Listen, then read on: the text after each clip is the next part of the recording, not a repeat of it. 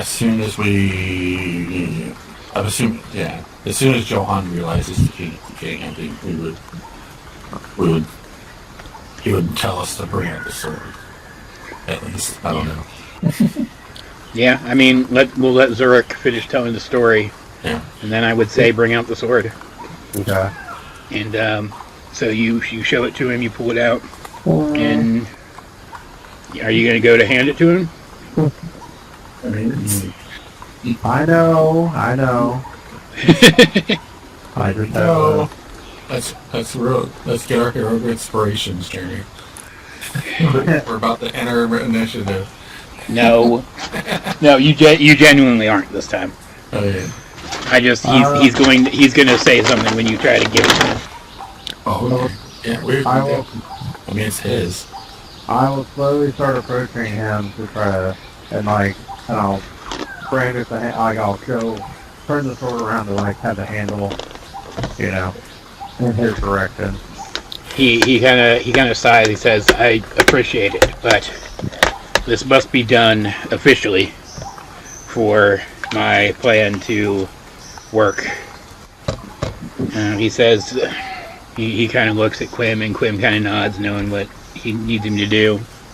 He says, "Give us an hour, and I will organize an official presentation ceremony outside in front of the great house, where you will present the sword to me, and I will claim it and ratify my position in public view of my people." Would me handing it to you, us presenting it to you, does it need to be presented by somebody in particular? It would be supposed to be somebody important that gives this to you, or is it just that you get presented the sword? I would very much prefer that it was you who presented it to me. As the representatives of those seeking the peaceful coexistence between Orkania and Byzantia, it would be best for you to present it to me. Understood. And then I guess I'll put the sword for now back into the bag of holding. At least it wasn't until morning. Right. Yeah. So you guys kind of bum around a little bit, eat and drink, because I imagine you were kind of hoofing it here, so you're probably a little tired. And they get a pedestal set up outside. They send out criers to gather up a crowd. Before long, you have, what was his name? Shagal Durgash. Shagal. Shows up with his guards to ask what's going on. A representative of the Murdrag family does too, but they basically shove him out the door.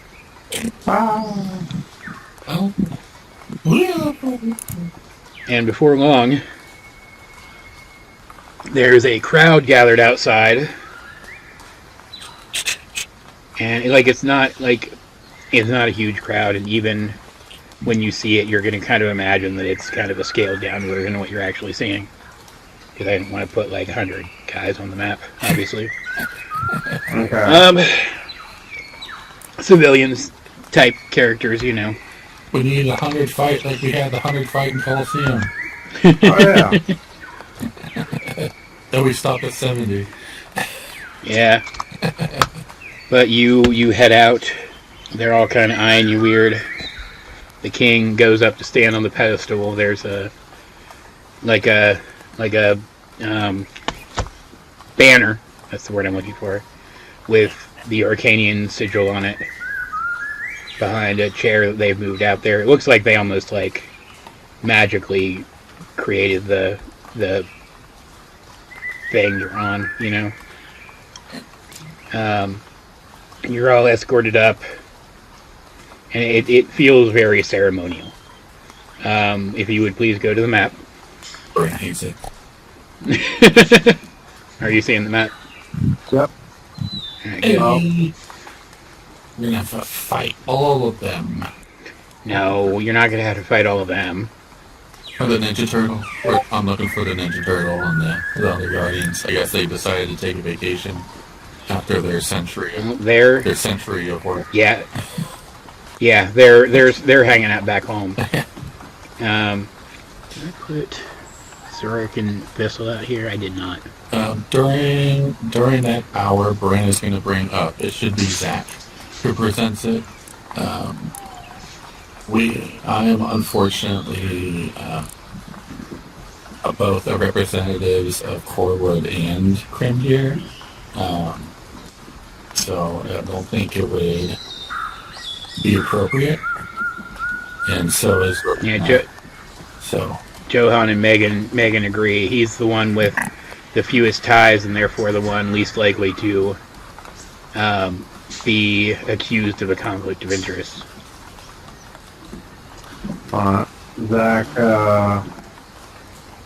Zack will just kind of agree, so he'll have the sword for now. Yeah, that's literally exactly why he's in the middle there, because that's kind of what I figured we were going to do. Let's have these guys down here watching history get made, in part because of their contribution. Zack's. Like Zurich's kind of like vibrating. He's so excited about all this. Scribbling down more notes about his heroics and how cool it is to meet his king that presented him with such honor. In his book, he's going to be the one to hand him the sword. Oh, of course. And then we're going to get mass obliviate right now. No, he's fine. He's a good guy. He's also only like level 7. So. Rewrite memory. All fail the same thing. Yeah. Modify memory. Boom. Yeah. No. So you guys are up there. The crowd gathers. The king. After a while, after it doesn't seem like anybody else is going to show specifically for this, he glances over at Quim, and they like share a look again. And Quim kind of steps up. He says he just. I'm not going to go over exactly what he says, but he kind of gives a declaration of what's been going on, flowery and as sympathetic towards the king's position as possible, but like to the point, because it's still Quim. Explains what's going on, what you found, and he kind of urges you to show the sword to the crowd. I'll pull it out of the bag of holding and then show it to everyone. Yeah. Clapper gasps. Yeah, people are pretty thrilled by it. I'm waiting for something to happen. I got a bad feeling about that. There'd be no map without something happening. Yeah. Well, especially not think, right? Especially not when there's parts of it blacked out. Oh, I'm trying to. Oh, Yeah. oh okay. Oh yeah, look, there it is. This is either going to be a very long fight, or like a bunch of people are just going to die really fast. We're going to get pincered. Well, I'm trying to think, right? Like, this would be during the hour beforehand, right? Yeah. Nobody has anything that can duplicate or somehow... I mean, locate creature. I mean, Berlana could locate creature. Oh, well, no. I was trying to think of... Like if we could copy the sword. Yeah, basically make a copy of the sword. I don't think anybody can do that in our team. And the only way that I could find it even... I couldn't copy it, but technically Zack could attune to it if it allows him, but he would not be tiebreaker bond. He could then snap and bring Star Ranger back to him on the off chance that something's wrong. There, you have two options if you want to decoy it. You could drop Tidebreaker as your packed weapon and manifest a packed weapon that looks like Star Razor. Oh, and then hand back to him. Or Okay. you could try to pass off Tidebreaker as Star Razor because they are similar design. They are similar. And I could just snap back Tidebreaker in my hand. Hold on one more second. That is true. Like, Because I was thinking that too, because he made the specific thing of, because I said Zack was studying Star Razor on the boat, and he's like, I noticed that it's a very similar build. It's like the same maker that did Tiebreaker, and so I wonder. Again, I don't know why I'm so like nervous about giving him the sword. He's soon. Well, I just mean like he's past checks and things, so like I don't know why I would be nervous. Because then if I give him the wrong sword and then it all goes well, it'd be like, why'd you give me the wrong sword? I knew this was even happening. I mean, just, Right, it's like, yeah. I don't think he'd be an idiot that would expect something to happen. Are you going to tell the king about this plan you have? This plan? This I mean, potential decoy plan? I think the problem is, right, is that, here's my initial thoughts on what I was going to do. Mm-hmm. I was going to see if anybody noticed back at the thing when I showed Star Razor to the king for the first time, I actually pulled out Tiebreaker, but I just manifested it as I was pulling it out of the bag of holding. Or oh, pretending to pull it out of the bag of holding. So he sees Tiebreaker thinking that it's Star Razor, because they're very similar in build. What's your deception roll? Like, is it good enough you can try it? yeah. Good enough charisma. I don't know. I have +6 in my deception, so I could try that. But if I show him Tiebreaker, then in front of everybody, there's no question if he thinks that that's the sword. And nobody else is going to be able to tell it from a distance. Right.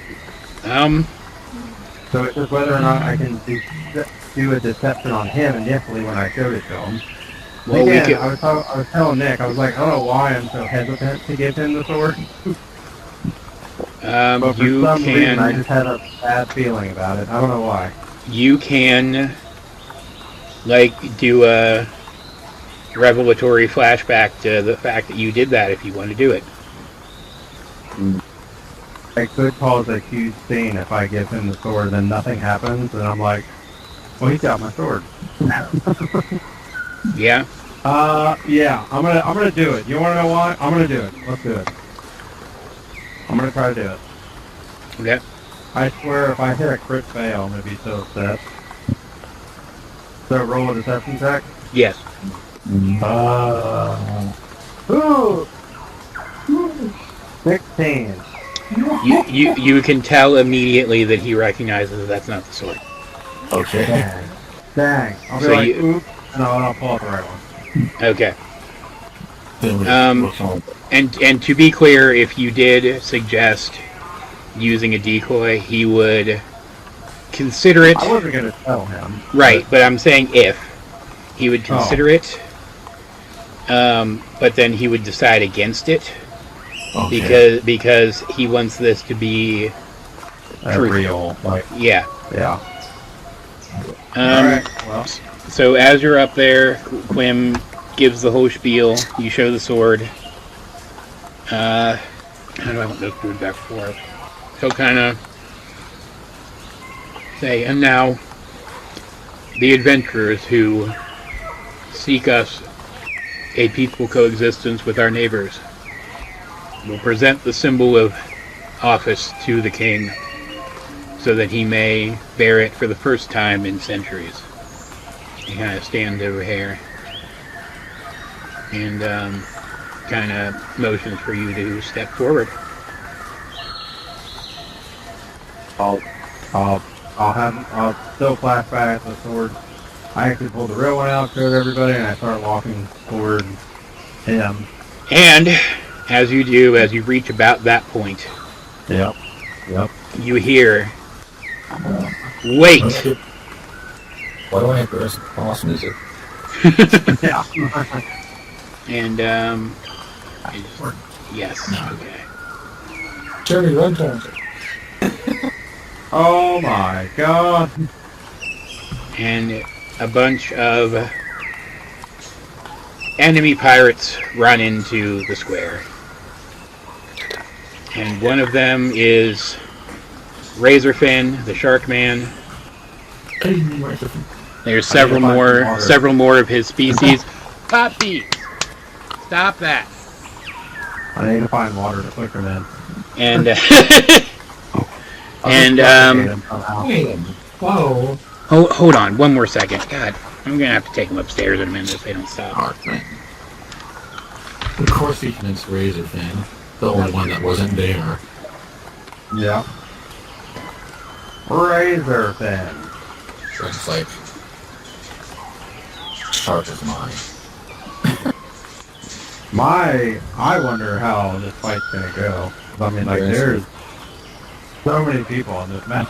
It's gonna be like, ever wonder what would happen if a shark is struck by lightning? The same thing that happens to everything else. One of them is Razorfin. One of them is Razorfin. There's a bunch of other Sharkmen, and one of them is Shark. the shaman, Glowback Shards, who steps forward, takes out his sword, This is the controlling one. and drops whatever glamour he's been using to look like an old man. And Teach you this lesson, whole thing. At least you dropped it yourself this time, Brynn says. he ignores her. Intimidating. He ignores her and he says, I've returned from exile See them. because I have a genuine belief that my brother's obsession with peace is harmful to our people. And exiled or not, I am of royal blood, and it is my right to challenge my brother, Ubash Talash, king of Orkania, to single combat. Ooh. He says, that sword is a powerful symbol and we both know it. Speaking to the king at this point. He says, let us fight over it. And through our battle, our gods can decide which of us has the more worthy position. The king stands up, steps forward, he kind of ushers Zack to the side, steps up here. He says, brother, I don't know if you truly believe in the wrongness of my position or this is simply another grab for power. But I know that my position is true. I accept your challenge. Oh. Beware for eventually cheating. It doesn't go his way. And as he says that, as he declares that he accepts the challenge, this soldier here Which one? Sorry.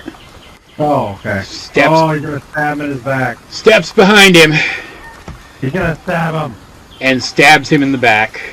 Ah, I knew it. Let's see, what was it? I rolled this ahead of time. At 2 orcs, soldier. At 2. Where did I put it? It does 174 damage, Jesus! What the heck? and Just 1 HP, so nearly class game. leaves him bloodied, and inflicts him with the poison condition.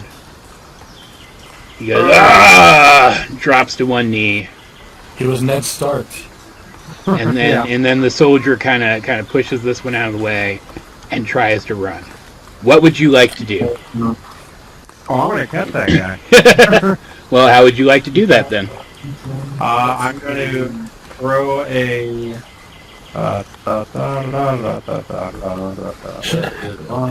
Somebody should have. Bonus action? Yeah, bonus action. There we go. Bonus. Where is it? Where is it? There it is. I am going to. Call the Kraken. Call the Kraken. Oh no, I'm not. No, no, not that. I'm gonna hurl a chain of conviction at him to try to tangle him up. Excellent. I will hurl a spectral barded chain at him. Or barbed chain, sorry. How him. does that work exactly again? So he has to make a strength saving throw. Okay, let me make sure I have all of his stats correct. Does Brynn Have what? Yeah, Brynn. If that doesn't work, Brynn has whole person. So does Johan. Yeah, I mean It's Johan's basically his whole person. like Johan's already got his weapon that he uses as his focus pointed at him and stuff. You know, like if this doesn't work, there's a bunch of other stuff we can do. Yeah. This is different. Yeah. This guy's a little bitch, so Megan could mention this and just be like 1 HP, but he rolled a 2, which is a total of 2. Alright. He takes 2d6 force damage, and he is then pulled 30 feet towards me and then bound by the chain.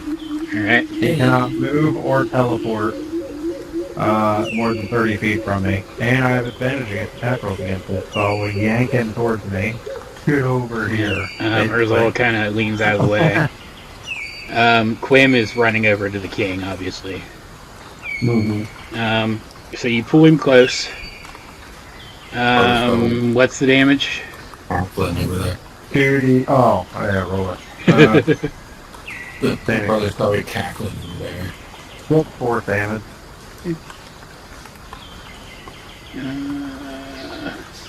Oh, that's awesome. See, that's why I like it more almost. It's not concentration. It's just a chain that I summon. Yeah, it's really good.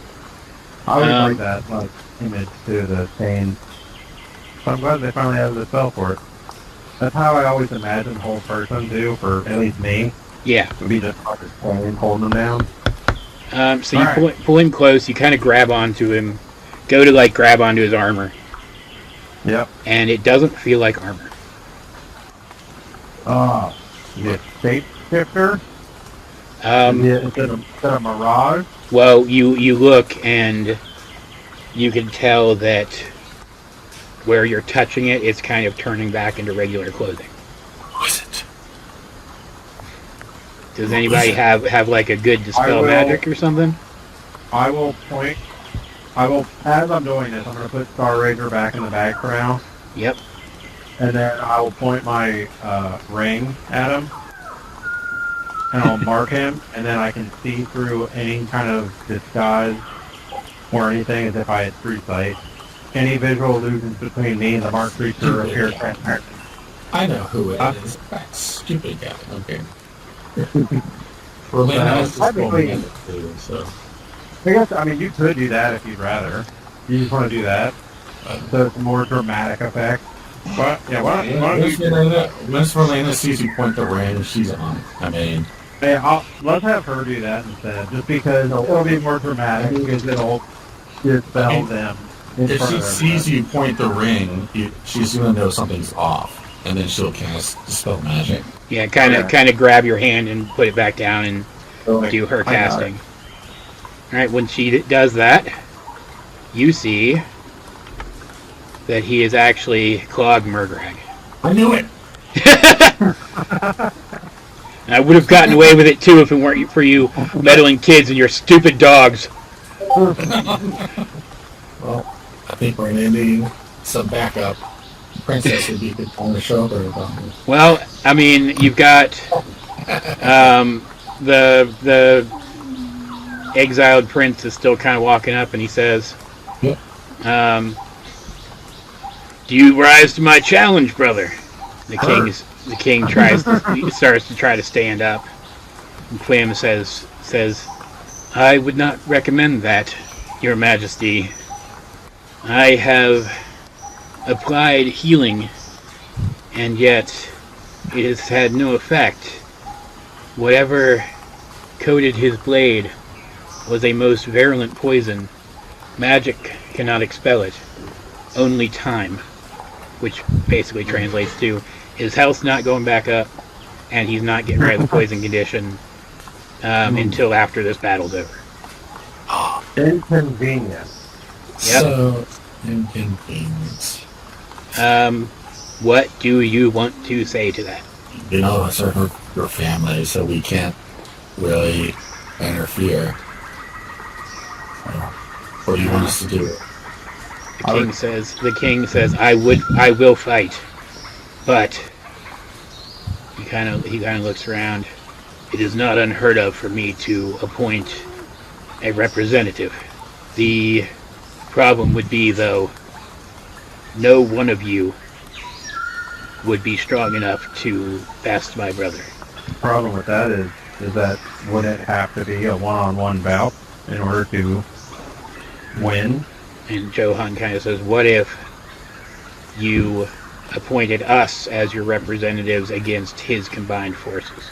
The king kind of looks for a second. He kind of questions for a second. He says to the soldiers down on the ground, get the civilians out of here. Keep them safe. Take them into the grand house. If you could help me start deleting all those guys, that would be appreciated. All the middle guys? Yeah, these guys will stay. Zorik and Thistle will kind of just go hide back here. But all the other random unnamed people will go away. Or the Murgaga's representative. Now he's gonna run away like a little bitch. He didn't know any of this was gonna happen. And these soldiers go with them to keep them safe. I imagine he's gonna be like, oh shit, what did you do? To that Murgash guy's just like, oh shit. Do any of you guys wanna accuse Clog, Murgrag, and the brother of working together to try to maybe invalidate this challenge? Absolutely. Zack is going to slowly start walking, and as he's walking, he's just going to be kind of dragging Clog behind him. And he's just going to say something along the lines of, throw him down the stairs. Are you so sure that you wouldn't be able to beat him? You had to resort to somebody stabbing your own brother in the back? And what was his actual name? Duraga, I think? Or no? What did I name the brother? What was his real name? Duraga was the princess. Oh. He just said his name, though, I thought. What was his name? No, her Shagagra. His name was Shagagra. He says, that man's actions were his own. I did not put him up to this. I swear it upon my honor. And Clog says, yes, my attack on the king was of my own accord, as revenge for accusing my family. And maybe he's telling the truth, maybe he's not. Zack will just slowly walk back up and start dragging him back. He'll kind of turn him over to the soldier, or soldiers or something. Kind of arrogant. You see Shagal Durgash walking up. He's like, I will ensure that he goes nowhere. He pulls out a giant hammer. And so Zack will drop the chains because they only appear, it'll only be linked at the end. And so he'll walk back out there. I guess I'll turn back around to ask the king again. So, what did you think of Johan's request? Or idea, I should say. He says it would work, except I feel that his forces would, as strong as you are, outnumber you too greatly. Is this against all of the people that are on the screen right now? Yes. In theory? Okay. And then Johan says, oh, that's not going to be a problem. He the trees. And he kind of says, all right, it's time. It's time. What? And a bunch of the trees. You should zoom out a little bit. A bunch of the trees surrounding the area. Trains start moving. He looks at all of the rest of you and he says, "Didn't I mention that each night when we were in the forest, I awakened a tree and sent it back here in case something like this happened? You forgot to mention it. Doesn't surprise me though. Little smirk on Zack's face though. They kind of lumber kind of into the area. He says, that should even up the odds a bit, don't you think? The king nods. He says,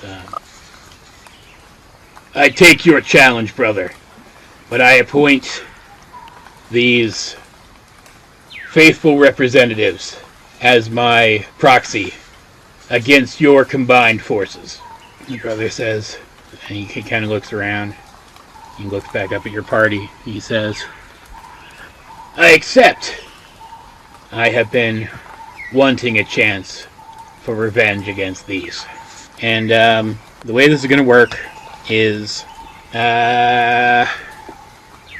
we're not gonna do a big thing with everybody and the trees and the pirates and shit. Trees and the pirates is going to be kind of fighting off to the side. And yeah, then... so what happens is the battle kind of starts with you guys and the brother still kind of staring each other down. You see the Durgash guards, they rush into battle, since at this point their patriarch has basically thrown in with the king fully at this point, you know. The trees wade into battle, kind of sweeping at the pirates who are trying to cut them up, but they're having a little bit of trouble. And even the king is going to find the strength to jump in and handle distracting Razorfin, because even weakened, he's a good match for Razorfin. So basically, it's us versus just the brother. Yes, and you see even Quim. He kind of just calmly heads down that way. He teleports part of the way, and then he's kind of handily dealing with these more powerful guys. Even Urzal comes over here and engages the other three stronger guys on this side. Keeps them all in check. You're kind of surprised. Quim seemed pretty sure of himself, but you're a little surprised that even she's fighting. But yeah, they're going to be handling themselves, keeping themselves busy, leaving you and the brother alone. He kind of steps up. We could even remove all these other guys from the map if we wanted to, but I think it's fine. I think we've got enough room. Yeah, I'd say we can leave them. Yeah. Megan kind of runs down first. And, if things had gone differently back in the camp, you guys would have actually had an interaction with this guy. So you would have had some history with him, you know? But, he's just I don't think all of you know how close you came to thwarting my plan. I think Brynn is going to taunt him again and say, came close. We literally pulled your pants down in front of your knees. What would he say to that? I don't think he'd say anything to that. Okay. He would just kind of be like, you are insolent, aren't you? It's my best quality. So either way, my victory is assured. This was the best outcome I could have hoped for. I am the kind of enemy whom numbers mean nothing against. And he raises his staff, and you see each of your shadows stretch out in front of you, so they kind of stretch out towards him. He's linking us. No, not exactly. And Shadow Versus. Shadow. Yeah, shadow us. And he casts a summoning spell of some kind. Oh my god. Even Darcy. And, Just Tar Shadow. All the wolf shadows. Nen Shadow? Nen versus Nen. Nen versus Tar Shadow. How dare you? Oh my god. and he summons Shadow. shadows of everyone. Let's put them, like, directly opposite each other, because that's cooler. Pod and Nen have some sort of hidden rivalries against each other, so it's kind of cathartic. Fighting. And these kind of summon next to their people. Let's go ahead and roll initiative. He kind of steps back away from you. Alright, I'm going to take the dogs upstairs real quick. They're being buttholes. Okay. Whoa, Megan, good job. I'm very curious on how these shadows operate. Cool new items. Do they share the items? Well, we don't have any of the new items yet, remember? Well, Relena has the ones Oh. from the dropped weapons. Yeah, okay, yeah, that's true. Well, I'm just curious, are they going to be like exact duplicates of us? Might be like Echo Knights. I don't know. Who knows? Yeah. The Echo Knights, that would be kind of useless, but I don't think that's. I don't know if it's going to be a real It'll spell. be some kind of work. I don't think that's how these work. Yeah. I mean, they are Echo Knights. Brynn's just gonna magic missile the crap out of them. So. Alright, I'm back. While all the prep is going on, I guess Zack will look at Johan and be like, kind of nod a little bit over at Darcy and just see what his reaction is. Because every other fight, he's been very like, no, Yeah. don't. He reluctantly doesn't really see a choice but to let her participate in this. He doesn't really seem happy about it, but that's kind of the read you get off of him. And it's like, I always wanted to fight Aunt Megan without her holding back, so. Okay, so the brother is actually going to go first. Can you just whack that? You know, that was evil planning as a free action. Oh, as we roll initiative, Zack is just gonna kind of, as he summons Tiebreaker to his hand, he's just gonna say, let's show them why they should have stayed in the shadows. Broken break, everybody. Awesome. In case they don't have it. I know that, I think Brynn or Relena used it. I know Zack used it, so they re-upped it. Do their attempts. Change. Yeah, he'll summon Tiebreaker and the water will kind of start floating around him. It's so interesting. Because, Oh no. Oh, another circle. Oh, it's evil maze circle. Dark puddle. The dark puddle. you see that also happens there. Meanwhile, the brother is going to cast Mirror Image. Oh, good. Is there anything else he can do? Yes, he casts Mirror Image, then he's going to quicken a Sorcerer's Burst. Who fucked him over the most? Zack, probably with the stupid ring.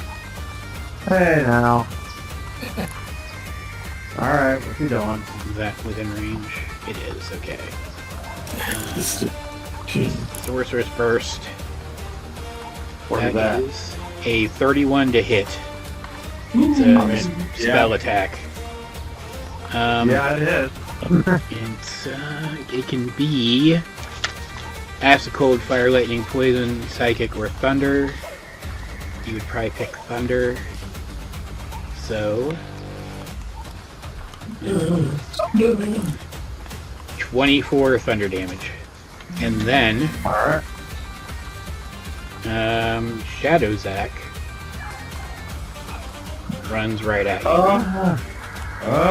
Right at me specifically? Yes. These guys are like the Psycho Rangers. They want to kill their opposite. But how they beat them was that they fought each other's Psycho Rangers. Yes. Alright. Runs at you. Beat it by fighting another Psycho. Okay. And, Yeah, like red fought blue, blue fought green, like, they kept trying to fight each other at first. yep. It's funny because I've only seen like 15 episodes of that show. Oh, that one's so good, man. In Space is such a good series. The Blue Ranger he like colors all of their suits blue, so like they don't know which Ranger it is that they're fighting. Yeah. Man, In Space is so good. It's probably the best one. Next time you're in town, I'll lend it to you. Yeah. So he runs up to you. As he is running, he is going to cast Steel Wind Strike. Uncle Zack, how do you do this to him? So he's going to aim for Brynn, Megan, Johan, Orkania, and Darcy. Oh, not that. Oh, I need more rookies. Oh, 5. Yeah. Brynn, that's a 16 against Brynn. That misses. Oh, I'm doing something for a 16 Miss Brynn. Oh, okay, it's just attack. Okay. Yeah. All right. It's an attack roll, yeah. 21 against Orkania. That hits. That is... Sorry. It's gonna hurt. 60, 10 force damage. Yep. So it's gonna hurt. 41 damage. Ooh. She will definitely have that against Yep. any kind of damage in the future this round. Thought so. That is a 27 against Megan. God damn it.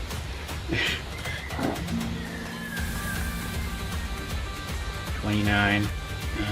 Thank God for temp HP, right? Yep. He kind of teleports off of Nen and good. Oh, And Nen keeps running. Brynn,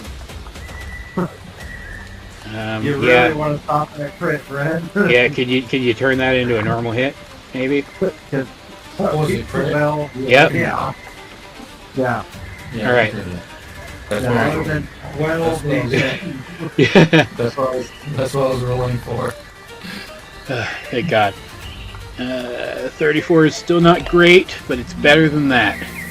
It's better than getting you. Yeah. And then Darcy, who is scared. Oh, 18. Woo. And, she shields. Yeah. And then he reappears on Nen, Think. and he uses malign brutality to make a weapon attack. Yep. Yep. So yes, It's me. these It's guys. literally me. I can't wait to show you guys these stat blocks later because they're a lot of fun. I don't understand. So, did you copy the character, or did you Yes. just make a? Okay. Like, well, kind of. I made a stat block with like the essence of the character in it. Oh, okay. So it's like a monster stat block. Yeah. So Or that's creature. a 26 to hit. Yeah. Wait, who's he attacking? Sorry. You.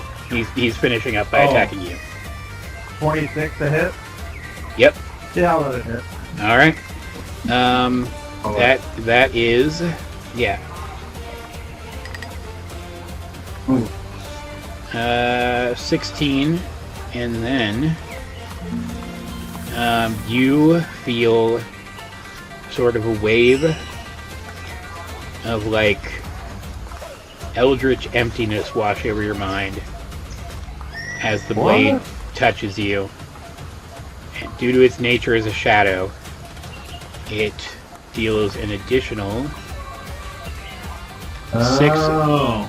6 psychic damage, which bypasses any resistances or immunities. Is that life drinker? No, that's just an ability. That's just something that it did. Oh. Yeah. You. Is it? Alright, as he hits me, I will burst of radiance and back for 9 radiant damage. Okay. I don't know if he's actually gonna... I don't know if he, He takes Do I 4. notice that he takes normal damage or half damage? He takes 4 radiant damage. Yep, he's not resistant. Alright, yep. Alright, here we are. Cool. Brings it to Megan's turn, and she is just gonna. Everyone just wail on Shadow Zack. She's gonna keep her eyes locked on her shadow and run over here. At which point Shadow Darcy goes, and Darcy. Shadow gonna. Darcy. Johan. How dare It's you. going to cast jump and go.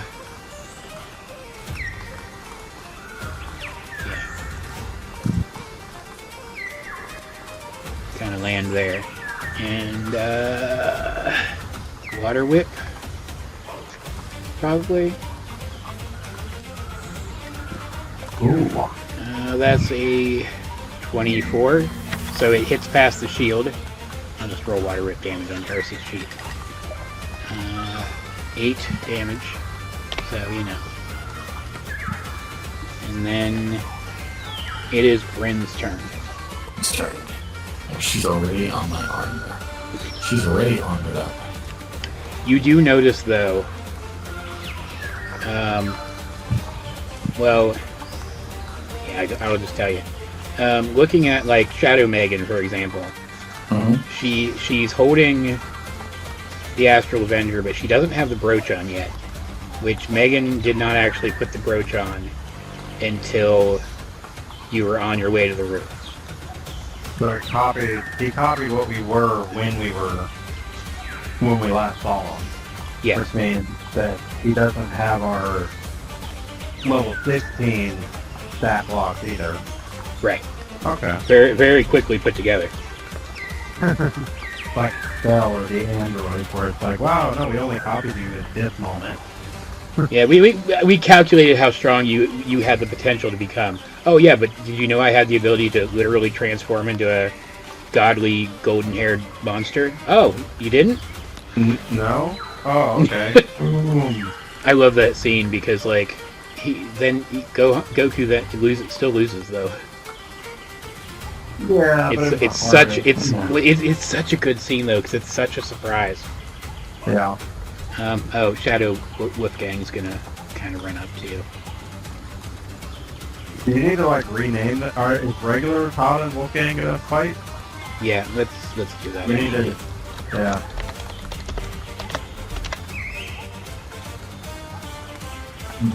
That did not work. I did Todd. There we go. I like the art I did of Shadow Nen too. I do like that art. What's Brynn doing? Based on the armor, let us go to. Brynn is going to cast Vorstein. Ooh, fun. I like her. I like her spells a lot. Yeah. Choose a creature you can see within range. That would be Megan. When you would normally roll one or more dice to deal damage to that creature spell, those dice don't. Just use the highest number possible for each die. In addition, you can choose a spell that's 5 or lower you can cast. That's casting time of an action. You can cast that spell as part of casting Vorstein, spending spell slots for both. So Yeah, it's kind of like she is going to cast Lightning Bolt awesome. at Megan and Johan Shadow. Okay. So they need to roll a death save. That's Megan's shadow, 22. Gets a 25. Okay. So they both take 22. 6 plus 8 is 48. So 24 points of lightning damage. Because it's maximum. Yep, I love that. And they take it as normal. That is Brynn's turn. I think. Pretty good turn. Shadow Megan is gonna run over here after other Megan, but she's gonna kind of, as she goes. Brynn wants to feed Shadow them some shadow cabbage. Yeah, as she goes, she's going to take a shot at Brynn with a finger gun. That is a 34 to hit. Yeah. Jesus Christ. It doesn't do a modified damage. Right, but it does 9 force, and again, you get like that hollow, weird feeling in your head and take 5 psychic damage that can't be resisted. Fine. And then as she comes up to regular Megan, she's going to swing with her Umbral Avenger. Umbral? Oh my goodness. That's 22. So Megan will use a wing. And she's gonna kind of stand and swing with her whirly sword. And that's gonna hit her 5 and 3, which brings it to Johan. He is gonna tell Darcy to be careful, and then he's gonna hop onto Bramble the broomstick, and he's gonna kind of fly forward and then up. He's gonna kind of end up in up in the sky. We're gonna do that over here, kind of above his guy, and he's going to cast Tensor's transformation. And then it's his shadow's turn, and it's also going to fly up and cast Tensor's transformation. What? Yep. So, yeah. Is it dinosaur battle? Is it kaiju battle? And kinda. And that's all they can really do so far, so it goes to Zack. Finally. Oh, yeah. Let's do it. Let's see. Zack is going to bonus action. I'll up my shield, and then I will simply go right there. Advantage, and I will attack the shadow mate. Alright. 27 to hit. That is hitting. That is 14 plus 5, so 19. 20. I will do just slashing. So 20 damage. Okay, you do notice Uh-oh. the blade the blade only sort of cuts through. It seems to deal half damage. That's a 10. Yes, it is. Very, very much a 10. Alright, on that note, it will pass, I guess. Oh no, I'll attack again, sorry.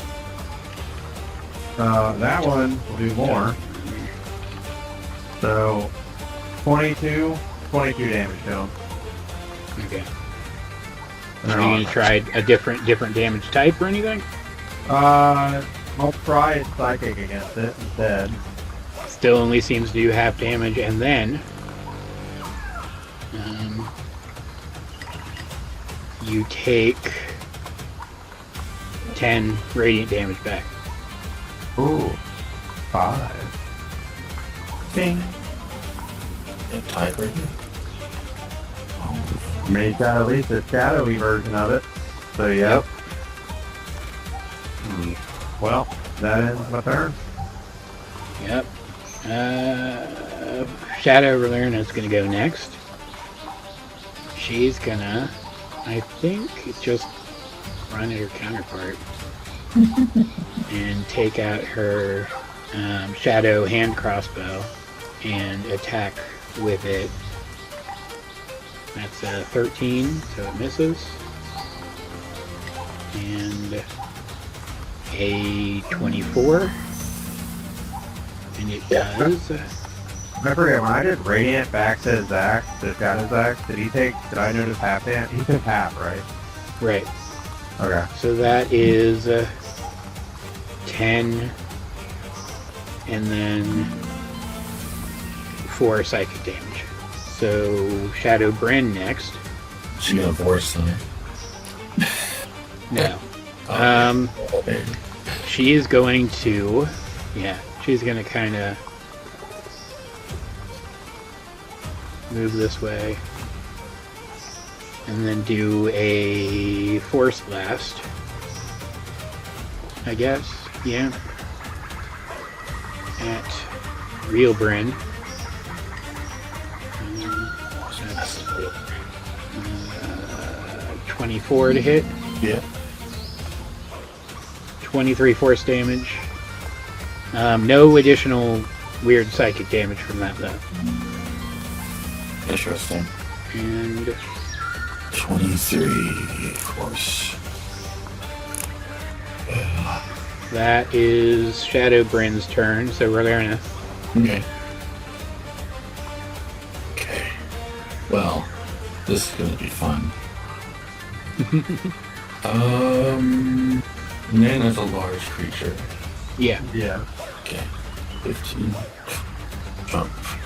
She is going to bonus action Blessing of the Raven Queen. Nice. She is going to do it 5 feet in the air here. Ooh.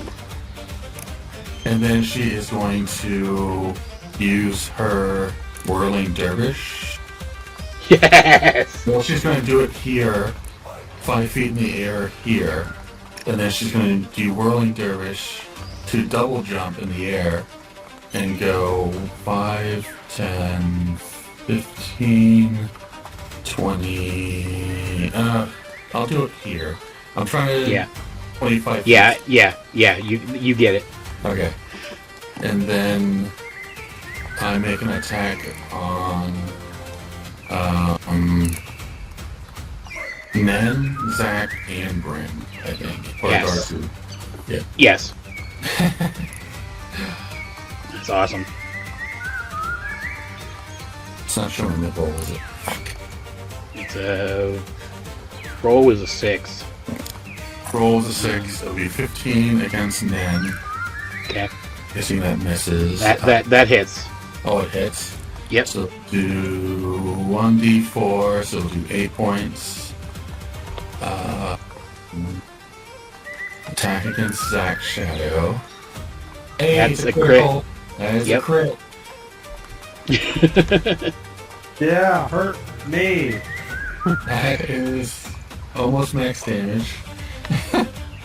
11 points pierce. These are piercing damage. And then attack against Darcy. Almost a crit. That's your miss. Yep. That's her turn. Jeremy, Yeah. welcome to the Jawbreaker Sickle. It's so fun. It's so much fun. It is a sickle. It's a dual pair of sickles made from Tarrasques, or in this case, ancient dragons' upper and lower jaw and Tarrasque teeth. Yep. And they have and it's not cool the- like chomp extra ability, and then they have that's kind of like a miniature steel wind strike. They're really great. I love them. Then I will mark that for the Blessing of the Raven Queen. Okay. She does some anime bullshit. Double jumps in the middle of the air. It's air Awesome. steps. It's Darcy's turn next. And she's freaking the fuck out. But she's going to cast her own jump, because why not? And just jump here and attack her counterpart. Yeah, okay. So she is actually well suited to hurting this thing, because her club does extra thunder damage, and she is not resistant to thunder damage, so neither is it. And that's a crit. Yeah. So Oh my god, max damage too. 19, so like 9 bludgeoning damage and 7 thunder damage. That's pretty good. And she's gonna swing again.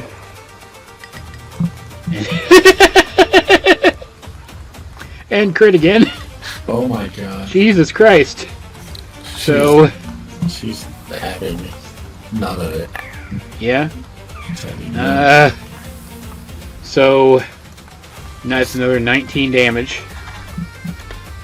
That's after the resistance is applied. So she's just bashing the Shadow's head in. Brings it back around to Gullback Shars, who is gonna rise into the air and float. How high can he go? He's gonna float 35 feet up, Fireball on all the shadows. and he's going to cast. Fireball. That's too predictable. Oh no. He's going to cast. Fireball. Holding fireball. Delayed fireball. That's even more obvious. Somehow. He's going to cast On the return until we can stop him. Meteor shower. a Blade of Disaster, What the fuck is Ooh. and then it moves to attack Zack. that? What did he say?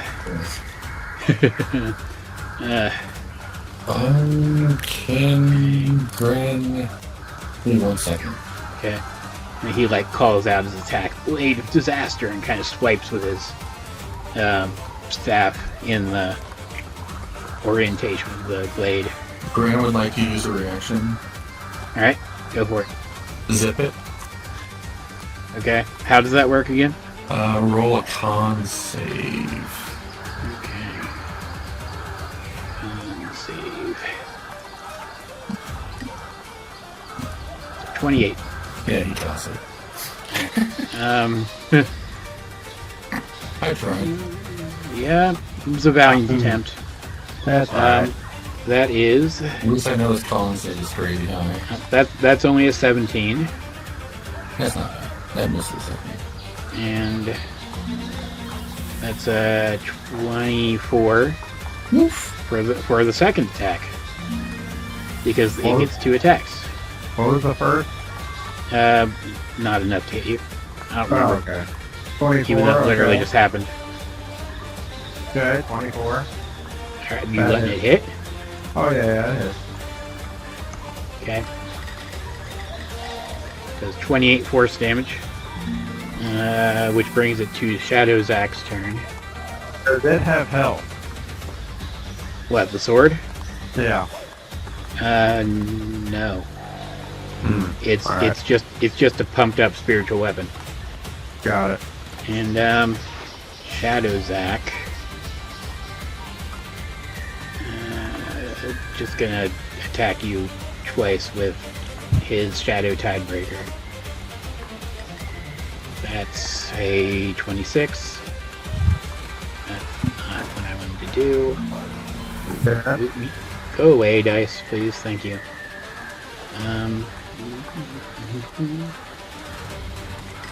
19 slashing and 6 psychic. And he attacks again. 19 slashing and 6 psychic. Yep. That is only a 19 to hit, so you're fine. You take 7 radiant damage back. Awesome. That's his turn, so it's Megan's turn. She's gonna she and her Shadow are just gonna be swinging at each other over this way. Oh, either one controlling you. Okay.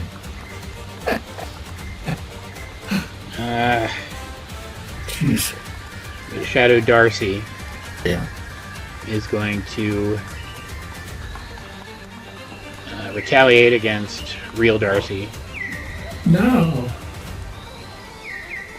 So that's 23 to hit. At D12, yeah.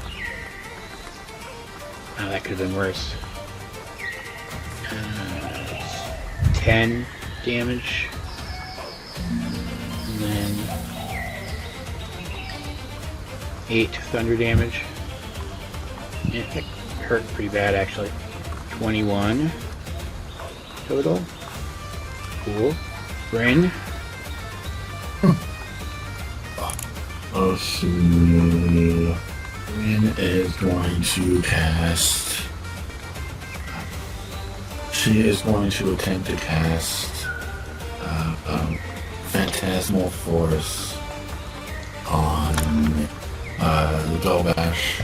It's an intelligence saving. Cool. Only a 10. Nice.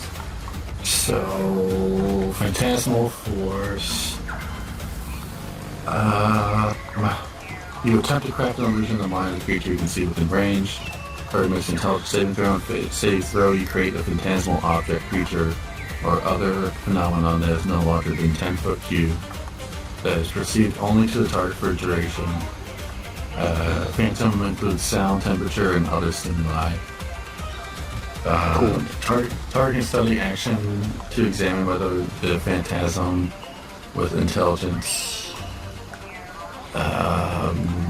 with investigation check against my DC. If it checks, it realizes the phantasm is illusion and the spell ends. The target treats the phantasm as real, rationalizes. Well, yeah. For example, the target steps through the phantasmal bridge and survives a fall. It believes the bridge exists and something else caused it to fall. Okay. I am going to make him perceive a phantasmal image of his niece behind him. Okay. Looking pissed as possible. Is she just gonna be like screaming incoherently at him? Yeah. He will look back. He will react to that. Yeah. Is that all? Yeah. It's a concentration, so I will mark it at blue. And it can even attack at the start of my turns. It deals 2d8 psychic damage to the target if it has some area or within 5 feet of the phantasm, so it's 10 feet. Okay. So as long as it's within 10 feet. So it can perceive any damage as real damage. As, like, if when he takes the damage, it'll look like she's striking her sword. She has, pretty much. Okay. For future reference, what is the DC if I need to 17. beat? Okay. Brynn's the 17. Okay. Shadow Megan next. She's just going to clash with regular Megan. Let's actually have her get big and then attack Megan. and they're just kind of over there clashing. Same for these guys. They're like super speed, attacking each other with Tensor's transformation. There's like bursts of thunder happening every time their weapons clash. Zack. Wolfgang fighting Wolfgang. Oh yeah, right. Yeah, he comes over here and kind of tackles him out of the way. Kind of trying to write out as many of these characters as I can. It's like in the later seasons of Beast Wars when Optimus got that big robot body and they had to write him out of every episode because he would have just solved the problem immediately. Or like in the Justice League when Superman is Superman, and so they have to write him out of every episode so he doesn't solve every problem immediately. Pretty much. Zack is... Except against the start of an episode where it matters. Yeah. Yeah. Zack is going to cast. There it is. He's gonna do an oldie. I think he only used it once, but oh no, that's not what I meant. What was that? It's a ring. No, I meant this thing. Well, it's not red. Orange. Let's do orange. He is going to cast Shadow of Moil on himself. Yeah. More tentacles. No. So he is now heavily obscured to everything. Awesome. So everybody has disadvantage against him. And if I remember right, I think that is a full action. Yeah, that sounds right. Pretty sure it's a full action. Yeah, there's one action. Okay, and that's a bonus. I will, since I use a spell action, I will do the same and do a bonus action attack. Yes. And I will do it against myself. With advantage, because he is heavily obscured. Ooh. Well, I missed completely. Well, I'm just getting used to the flames and stuff, so. Yeah, that's a thing. He doesn't do much. Is that kind of thing. Yeah, end your turn. Shadow Reluna. Mm-hmm. And it's like she's gonna chase after actual Reluna. Uh-oh. Right. And she's gonna make 3 attacks with her moon sickle that she has because these scans came from before Ray got upgraded. So 20 to hit. Yeah. For I think this is for new round, I think. This is the new round? Yeah. 7. Yeah. Okay. 7 slashing and 3 psychic. Psychic. That is gonna hit for sure. Yeah.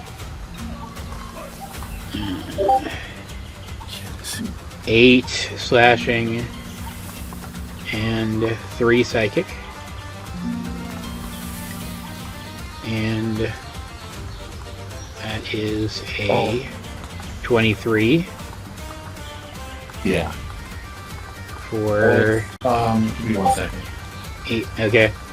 I forgot. I don't need to use a reaction. So. Oh yeah, right. What was the?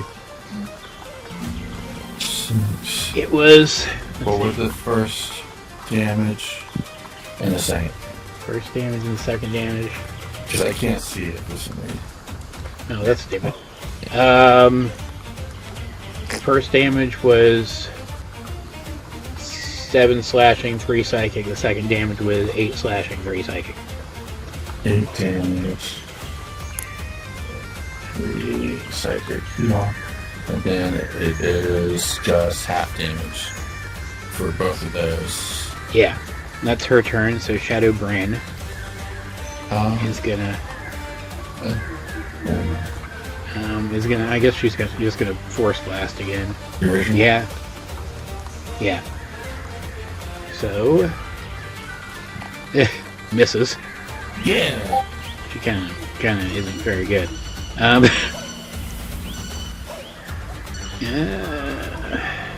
Yeah. Bryluna. Luna. gonna have to get creative. Okay. She is going to just grief the crap out of everybody. Let's see here. She's gonna look at Darcy and say, nothing personal. And then move here. And she is going to bonus action. Hopefully this doesn't scar her or like. Bonus actions, Hunter's Mark, Darcy's Shadow. Alright. What color did I use it? That's purple. Yeah, it's fine. That's fine. Alright. Let's do advantage for Jawbreaker. Is she injured? Yeah, she is. Double credit on. Yeah. 27. So that is definitely going to hit. Yep. Nothing it can do. Piercing damage. That's good enough. Do Hunter's Mark force damage. 3 force damage, and then Colossus Slayer for additional 8 damage. For 2 more force damage. Yep. Another hit. That's a crit. It is a crit. Man, Shadow Darcy's just getting annihilated over here. Crit damage. Roll 2, and then roll 2d6s. Yep.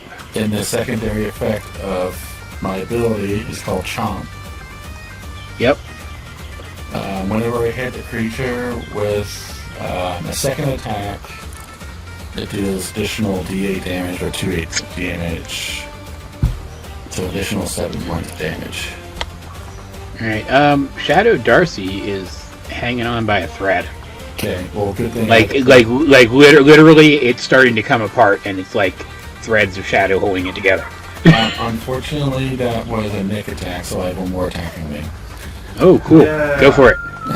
Do it. Do it. Yep. Let's see if I can savage attack to make that worse. I can, okay. And then another force damage. Yep. Only do I reset, there we go. 4 points of force damage. Ooh. It melts into a puddle of shadow stuff. Okay, that's one down. Ooh! God, the Jawbreakers is great for her, and Yeah. Relena will say, Darcy, if you want revenge, there's my shadow right there, so. she even before you're done talking, she jumps over here. The wolves are gonna kind of run each other over this way, and she's gonna swing at Shadow Ray. And bring her sheet up. That is 22 to hit, which hits for could be better damage. So 10 and 4. So 5 and 4. And 4. Cool. That's her turn. Which brings it back around to go back Shars. He I dropped my pen. I had to bend over, so now I've got a headache. Don't get old, kids. He looks down at the illusion. And what do I have to roll? Investigation check. Investigation check. Okay. Kind of scrutinizes it and says, "You're not my niece." And kind of fades away. And then he turns and he quicken spells. Let's see, what would be really mean? A 5th level chromatic orb at Brynn. And 28 to hit. 28, yeah, that hits.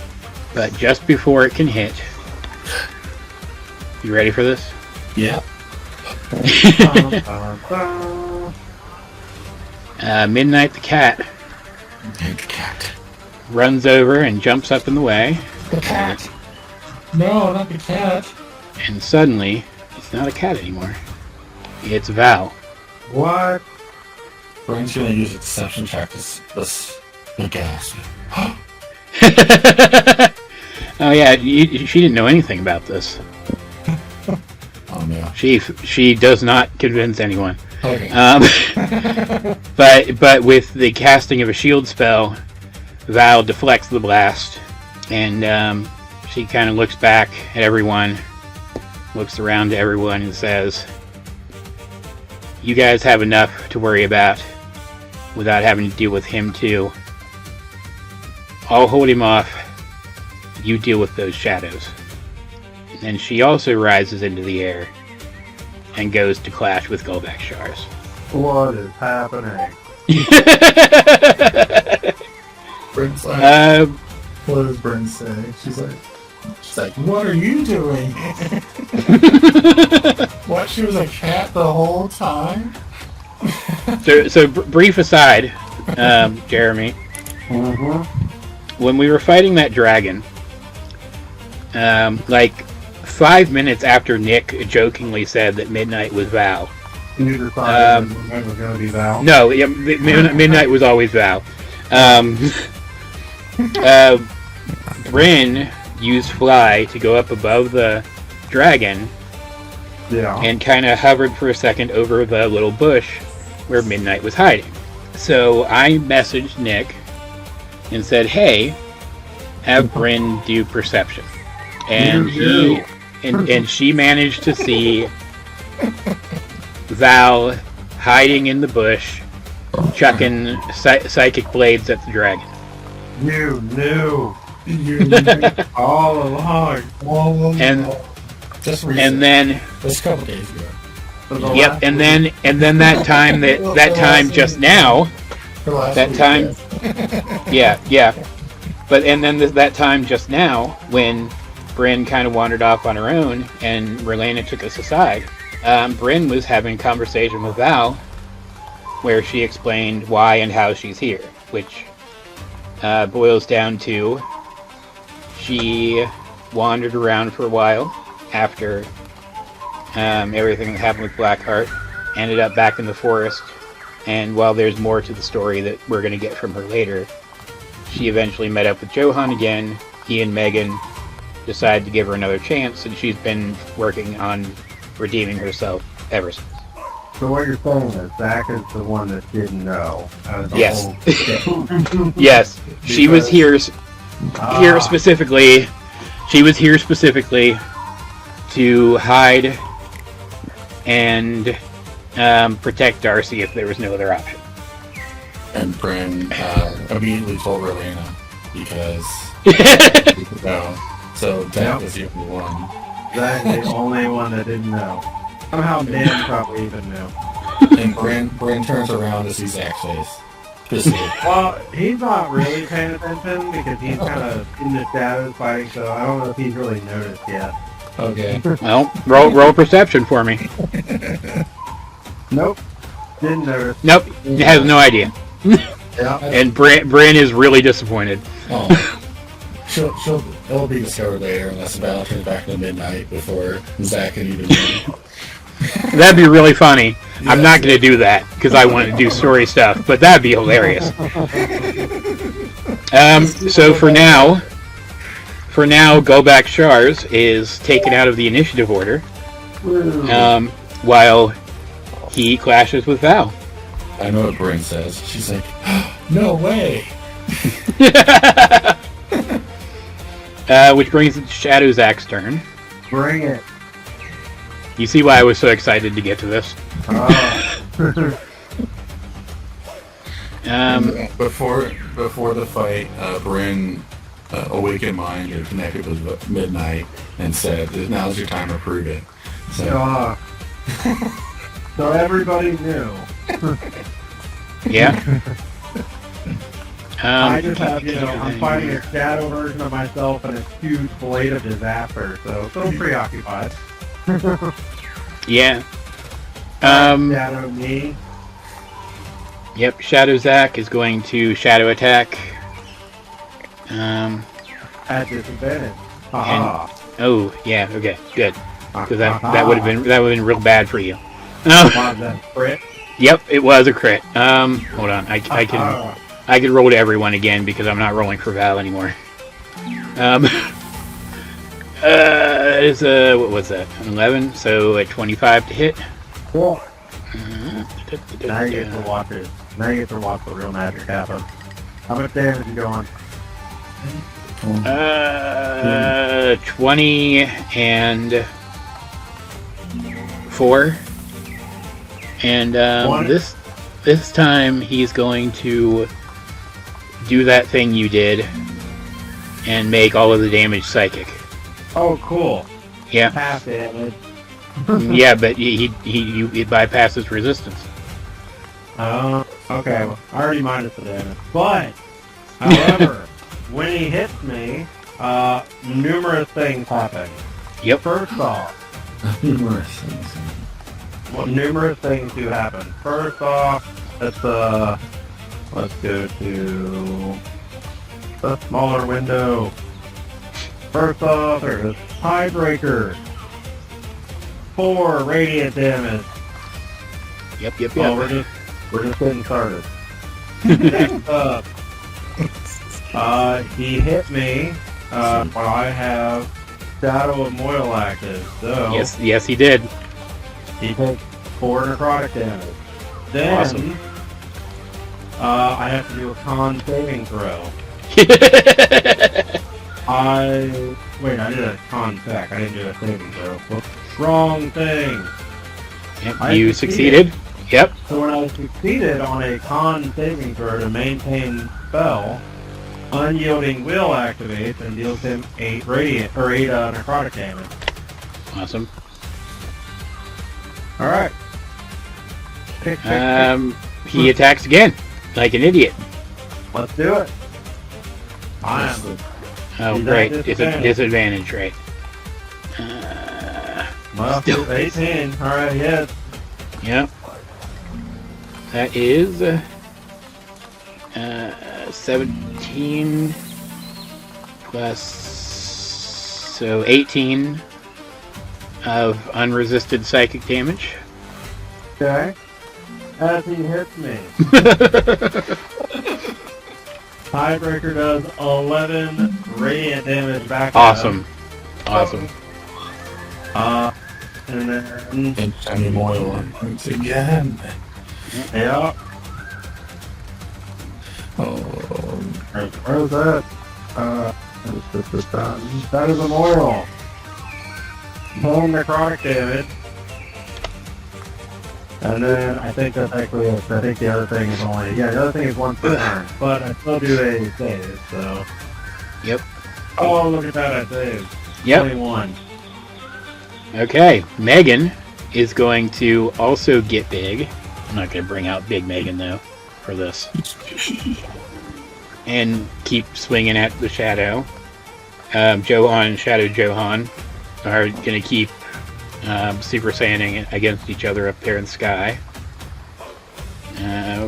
Brings it around to Zack. Oh, it's me. Do I want to attack Shadow me? That's a good question. Or do I just want to, like... Walk away You know and... I'm going to... Where is it? I'm going to cast Misty Step. Yes. I'm going to go right there. And I'm just going to wail on Rowena Shadow. Okay. Advantage. Ooh. 19 with advantage. That's... That hits. Yeah, that still hits. Yeah. That does 25 slashing damage. And 5, so 30 slashing damage. No, 25 slashing, 5 psychic. I'll use the other part of Life Drinker, which is once per turn, I can expend a hit die to roll it and regain a number of hit points equal to that hit die. Yep. Plus 5. How do I see my hit die on this little screen? Or I find my hit points on this little screen. Oh, there it is. Found it. I will roll 1 paladin die. I'll regain 16 HP. Awesome. I didn't make these things strong enough. This is good though, right? Elena's 16 yeah. more, so. Now not strong enough, it's just she isn't. attack again. Hit. Yep. That does 16, 21. That's it. 21 psychic damage. Okay. And I'll end my turn.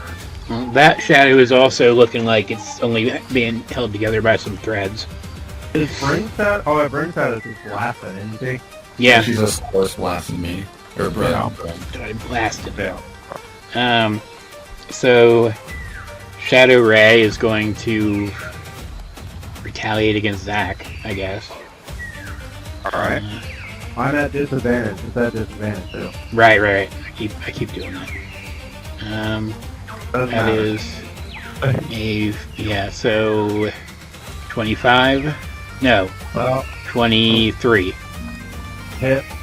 Okay. I'll let it through. You are damaged, right? Oh yeah. So that is 6 slashing, and then 4 psychic, and 5 force.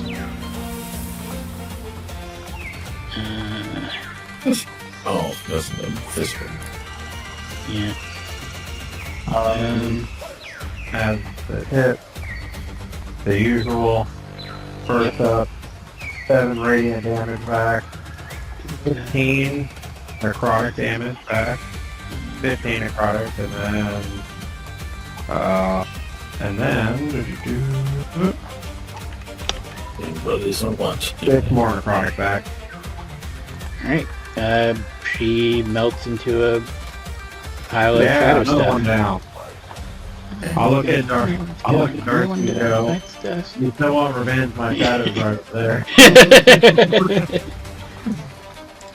Shadow Brynn is just gonna keep blasting. Blasting original. Force blast. Force blast at real Brynn. Mm-hmm. That's gonna hit. What was that, 3d8? Yeah. 17 damage. 17 damage. Got it. This is damage. No, that's regular force damage. Okay. It's still just the spell. Yeah. And like the extra, it's called like mindless damage. Only happens if they make contact or with some kind of physical object. Okay. Brynn was eventually gonna say, Brynn was obviously was gonna. Last turn, she was gonna make perception check to perceive that and realize that Hey, people hey, more damage with physical contact. Okay. I'll be right back, okay? Okay. It is Relerna's turn. Oh, right. Let's see. We have someone up there that is going to be hard to deal with. And then we have someone down there that's going to be hard to deal with. I think that Brynn would say what his thoughts here. Trying to remember what Journey said was. I think he said Wisdom save was at 22 now. Or did he say it's con? What you No. planning on? You trying to hit Shadow Zack with something? Yeah, I'm trying to remember what his weakness is. What his low dump stat is. And his strength and intelligence are both pretty bad. Okay. And this is also even just a little bit weaker than Zack is currently too. Okay. He scanned you Oh yeah, he just hold the at level books. 15, yeah. Trying to do something that would cause him grief by getting hit by a bunch of other stuff. Brynn is going to use just regular unraveling whisper on Shadow Zack. So it's a wisdom save. That is 12. 12. So here's the fun part. Unraveling Whisper deals 2d6 psychic damage. Okay. Why are my rolls not showing up? I don't know, man. It showed up for you, so you know how much I did. I'm thinking there's just some kind of glitch happening. Yeah. That's like in addition to whatever technical problems I'm having. And it's not the damage isn't the point of that. The frightened creature has a frightened condition starting next turn. On successful save, the target takes that damage from the creature has vulnerability or choice, bludgeoning, piercing, or slashing damage. Yeah. She is going to pick piercing damage. Awesome. So Elena can go up and kick the crap out. Alright, you do notice though it doesn't look afraid. But the rest of that does happen. Okay. Just you just can't feel afraid. Yeah. She's going to go 25, 30. She's going to go there and say follow. She's going to say to Shadow Brynn, follow me, you dull scrap of metal. I think we went a little out of order there. It's fine, whatever, who cares? Oh, who is it? Ray goes next. Ray is next, okay. Yeah. Ray, let's see. Her speed is 40, so she can make it up there. Perfect. Ray's gonna go here. Awesome. Do it. Finish him off. She is going to bonus action Hunter's Mark. Oh, wait, I need to go to my features. I think I got to without spinning a spell slot. That is correct. 18 to hit does not hit. Zack's armor. Nope. 25. Yep. Zack's armor. Is he injured? Yes. Yeah. I rolled the force damage for both those. Let me try something different here. Before I know that... Hey, it's weird. Anyway. He does do 7 radiant damage back to you. 7 radiant. That's perfectly fine. She's not going to use her reaction to block that. Okay. 28 hits. Yep. Now the chomp will activate. He melts into a pile of shadowy goo. Nice! Shadow Nan also does. Okay. Which I guess brings it to Darcy, who was kind of running that way and gets all disappointed. Oh, sorry. So she jumps over here and attacks Shadow Brynn instead.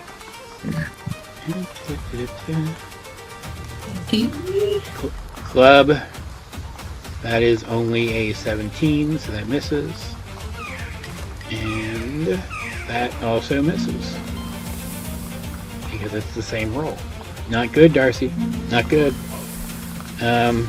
Shadow Zack's dead. Megan is going to cut down her shadow, and it melts into a pile of goo. Oh, just stomps on. So, Brynn went early last time, so we're just going to skip her for now. Shadow Darcy is also dead. Shadow Megan is also dead. Johan hits his shadow, and it blasts it into a pile of goo, and he exhausted, maintains his Tensor's transformation. He's got like Sorry, I'm back. 6 more rounds of it or something. What, Johan transformation? Yeah. Okay. And the wolves managed to kill their counterparts. All that's left is Shadow Brynn.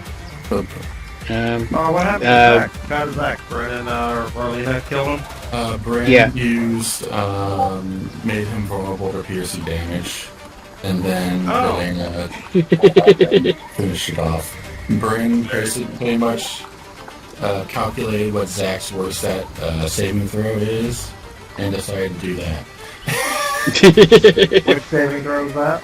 I don't know. I just use it. I just use yeah. saving throw. Intelligence and strength are his weakest. Wiz is technically actually kind of high for him just because he's paladin and prisman Wiz, or like his trained one. Yeah, Johan killed his, so we'll be back to Zack. Oh, okay. Let's see. Brynn Shadow Zone. Well, you know what that means. Dog pile.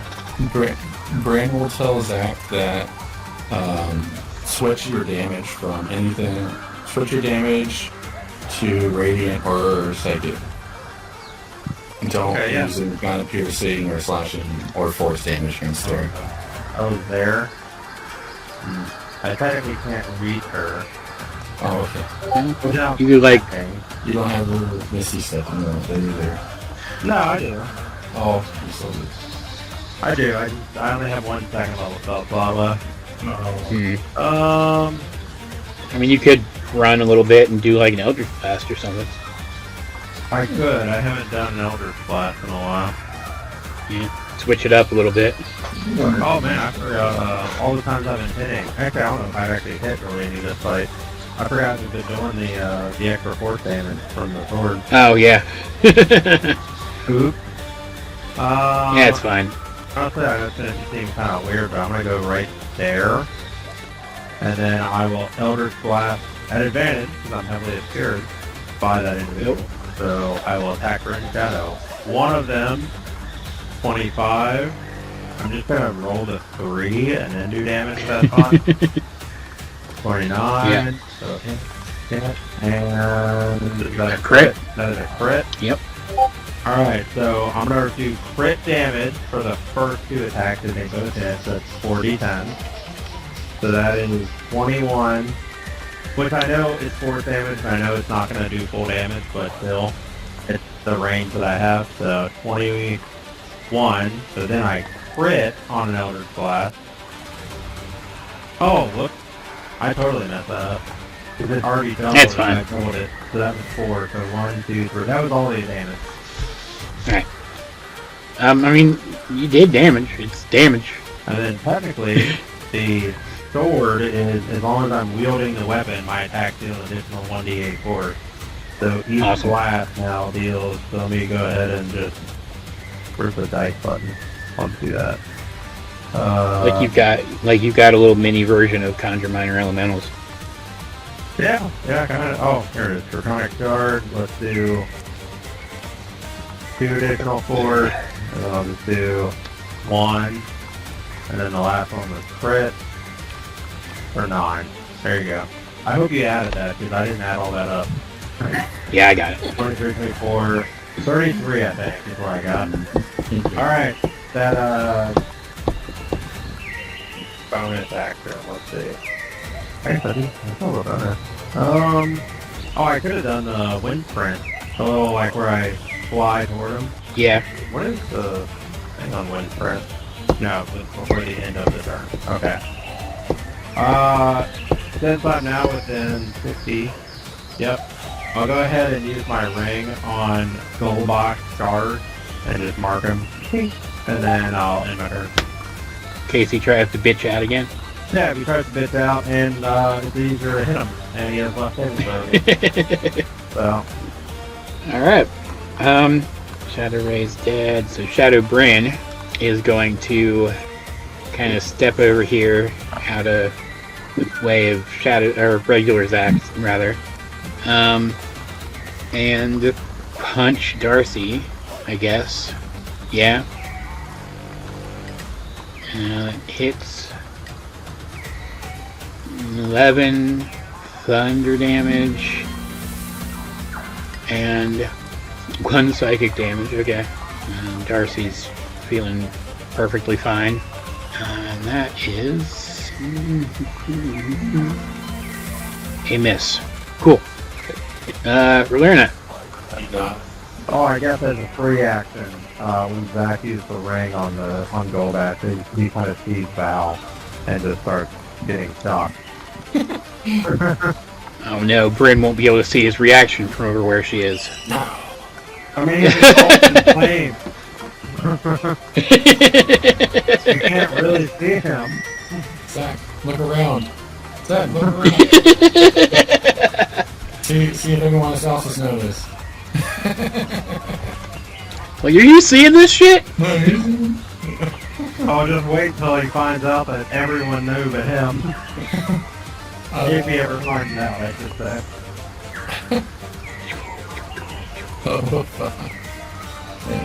15, 20, 25, 30, 35, 40. Orlando is going to do another bonus action to do Hunter's Mark on Brynn.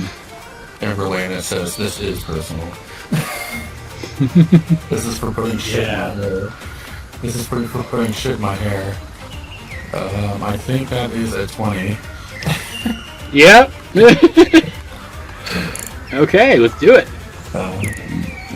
2 force damage. I don't think Colossal Slayer gets double, does it? I think it's just... Yeah, it does. Everything doubles. Oh, okay.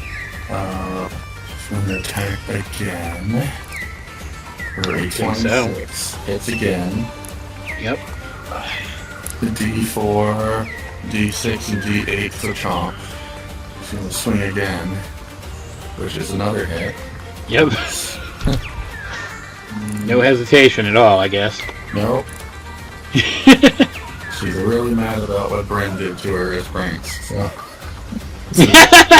This is some of her blowing out some steam. It's hanging on by a thread. Okay. I have no other thing I can do.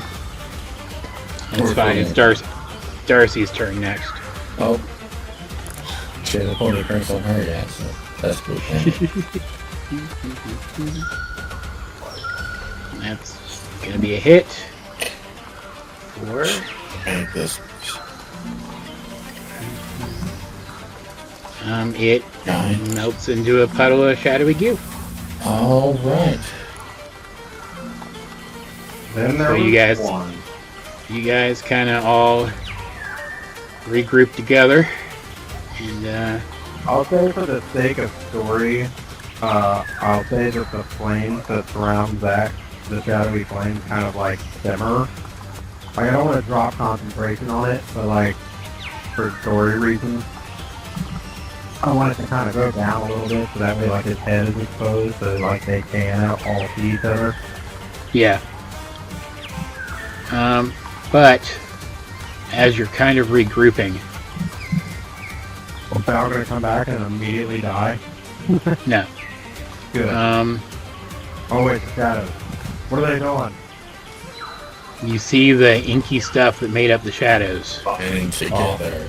Yeah. No, it all kind of like slurps back over here, Slurps. Ew. and you see it form again into healthy, undamaged shadows. Oh boy. They will not die Until the master. until he is defeated. Well, Alright. yes. You guys kind of turn around and We all turn around and we You're all like, mark that man for death. well, see, here's the thing. You turn around and you're kind of like, oh crap, they're gonna attack us from behind. And they all kind of start running at you, but you feel some figures kind of running by you. Know who it is. Yeah. Yeah, and There he is. Found it. Good. and then suddenly you see Oh, Spatula and the Raga Talas and Frog Saga. they run up and they're clashing with the shadows. Wow. And they say, Spot on. and they say, go deal with that guy. We can hold these off. And then Batul Lagak is like, I've been meaning to get another crack at you guys anyway. Actually, let's put her over here by Johan so she can get her revenge on Johan. And so you guys go towards Golback again. And you see Johan kind of start to turn to Darcy for a second. Because this Golback guy you can tell he's dangerous. Yeah. And he starts to tell her to go get back. But she hesitates herself. And she says, you know, Dad, I think maybe running at the biggest bad guy might not be the smartest idea right now. And she looks back at the pirates and she says, I'm going to go help them. I can run in between them and help wherever I'm needed. And so she runs off and joins in on that fray. And they're going to kind of push the shadows back because I don't want to deal with them right now. What? Freeing you guys up to... I'm going to move these guys too because they're going to fight between Val and Golback. He's kind of pushed back. You guys turn to face him and you see Val fall and crash unconscious. That happens. Oh, go ahead. Then Golback Shar, as he kind of hovers up to face you with his sword hanging at his side, and he looks undamaged. We are going to, I think, re-roll initiative at this point. Ooh. Because otherwise he's just going to immediately attack you. Alright. Yeah, he's first. So Golback is first. Then Zack. Yeah. Well, no, then Brynn. Sorry. Oh. Then Zack. Yeah. Then Valerna. Then Johan.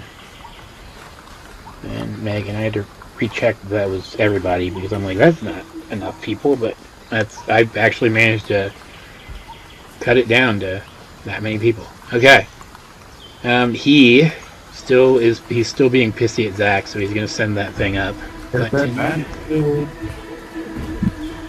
Fortunately, he doesn't have enough magic to create shadows of you again.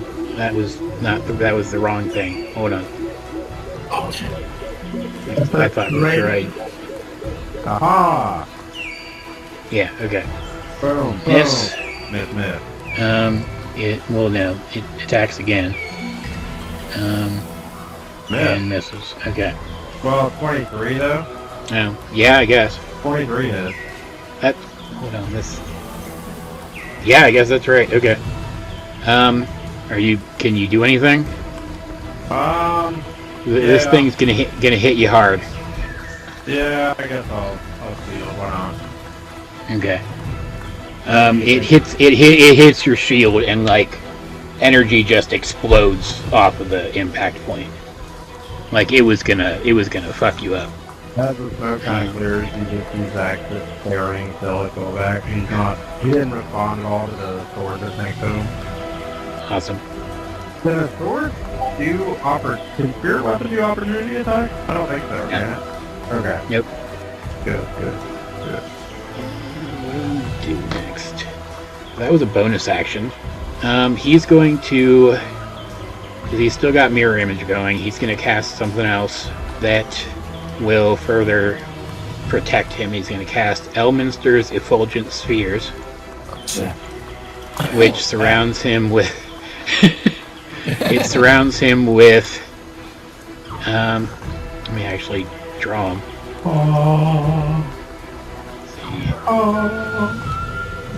That. I'm guessing those equal to elements. Maybe. Well, I mean, they. Here's what it does. I'll just read it for you. Because Johan has it too. He might have told you about it. Oh, okay. They appear and they float around him for an hour, no concentration. Ew. And when he is hit with acid, cold, fire, lightning, or thunder, he can use his reaction to expend one and get resistance to that damage until the start of his next turn. So they're or if it doesn't seem like he's going to need to do that, as a bonus action, he can expend one to launch it 120 feet at a target, make a ranged spell attack, and do 3d6 of one of those types. Okay. Got it. Okay. Brynn, right? Yeah. Yes. Alright, Brynn, what do you have left? If there's anything you can do to help out, it would be great. Disregard that damage I accidentally clicked it. I kind of switched screens and it decided to bring it Yeah, out. I've seen it do that before. It's annoying. I have a bunch of spells. This would be a completely different website if they had actually tried to create a functioning website. Yeah. Brynn is going to... I can use pack slots as regular spell slots, correct? If they're not warlock slots. Okay. Yep. Got it. Brynn's going to cast Flying on herself. Alright. She is at 60 feet. Yeah, 60 feet. So she's going to go flat.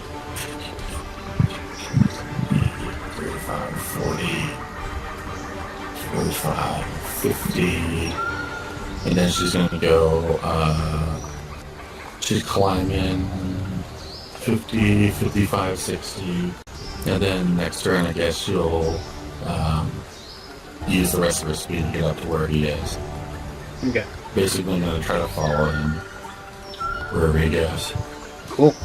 Is she doing anything else? That's a spell. I can't do much else. Okay. There's a action, and then bonus action, she didn't do much of it. Zack's turn then. Alright. As the flames kind of, go around Zack, all of a sudden, you start seeing a light start appearing, and you hear him kind of yelling for a quick second when wings pop out from his back. Awesome. So, celestial. We're all flying today. And then he will fly. He can fly 40 feet, which is not quite actually it is. So he is going to attempt to fly straight up to him. That's fine. He can do that. And then attack him with Tidebreaker as he reaches him. Okay. So, advantage. 24. Probably miss. Yep, that misses. Alright, and then, 25. The range is active. That still misses. Dang. Again. Oh, there we go. 32 to hit. Okay. What is that? You hit him. Oh, the mirror. That's right. I'll deal 16. I'm trying to remember if we hit him with any kind of damage yet. I don't think we have. Nope. I'll do psychic. Okay. So 21 psychic damage, and then 25 psychic damage. And I'll use the other ability of, I will expend another hit die, or is it not? count that up. Okay, so we'll do this. I'll restore 13 HP. Y. And that was my attack. Alright, end my turn. Alright, we're there now. Oh, plus 5 radiant. With, Okay. Celestial Revelation. Do I notice if any damage is going full or half or anything? Or do I need to do like a check? You notice that the radiant damage doesn't seem to do as much as you would expect. Okay. But the psychic seems to go fine? Yes. Sweet. Okay. Alright. Alrighty then. Alright. Elena is going to run. We'll move her speed, but she's running while doing it. Yeah. 5, 10, 15, 20, 25, 30, 35, 40. And then she is going to go bonus action. 20. She's trying to teleport up to him? Yeah. Yeah, she could do that. That's fine. That's awesome. But she's going to do something else, but I don't want a 30 cube. She can do a 30 feet cube. Can she do it straight up so it doesn't affect Zack and Brynn? Sure. 15, 20, 5, 20. She's going to go here. Here. So she doesn't get Zack. And she is going to what's it say? No, it's another spell. Or spell. I don't want to run out. She is going to cast her own Murder of Ravens.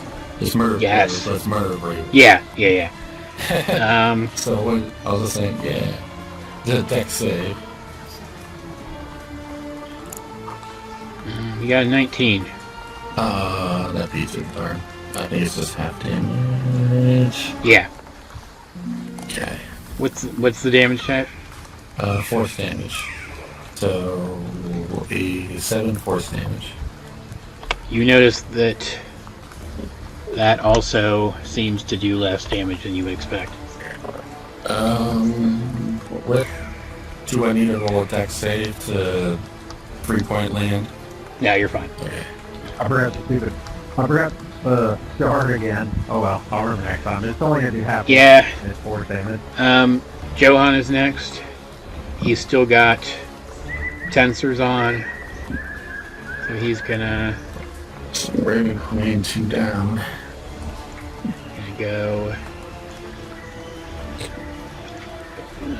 go here. Broom. And room. Doesn't Tensor in 60 feet of flying? No. Or is that a different? That's the other one. The one that gives you wings and stuff. This is the one that's like Super Saiyan. Yeah, physical hit. Yeah. So he attacks with advantage and hitting. So, but he hits one of the things instead and destroys it. That's hitting again. So, that was supposed to be 2 of them, but it still hit that one, so it's fine. And then the Hunter Sword, that is a miss. So he has 1 mirror image left after Johan's turn. Brings it to Megan. She's going to summon her wings. Hey, everybody do that flap. Everybody. Yep. High. She's gonna dash right up next to him. Oh, action surge. Like, what could she do? She has action surge. Oh yeah. So, she's just kind of suddenly in his face, and Todd's down here, like. No, Todd.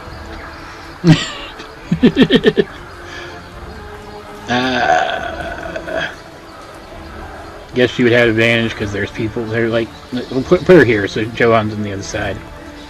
Oh, she's also still big. I keep forgetting about that. That misses. That is a crit, though, which is fantastic. Doesn't Astral Avenger do something on a crit? Oh, yeah. Yeah, it does additional 1d8 radiant. So it does additional 2d8 radiant. And she does additional bigification damage. Bigification. So he takes 30 damage total. And then Whirly Sword. And that misses. So it comes around to his turn. He sends his sword to attack Brynn, recognizing that she's flying with a spell and trying to knock it out of her. So that is 21 to hit. What's her AC? 21. Okay. Does she have anything? She does not have shield. Okay. Well, it's gonna do 33 force damage. Ah. Yep.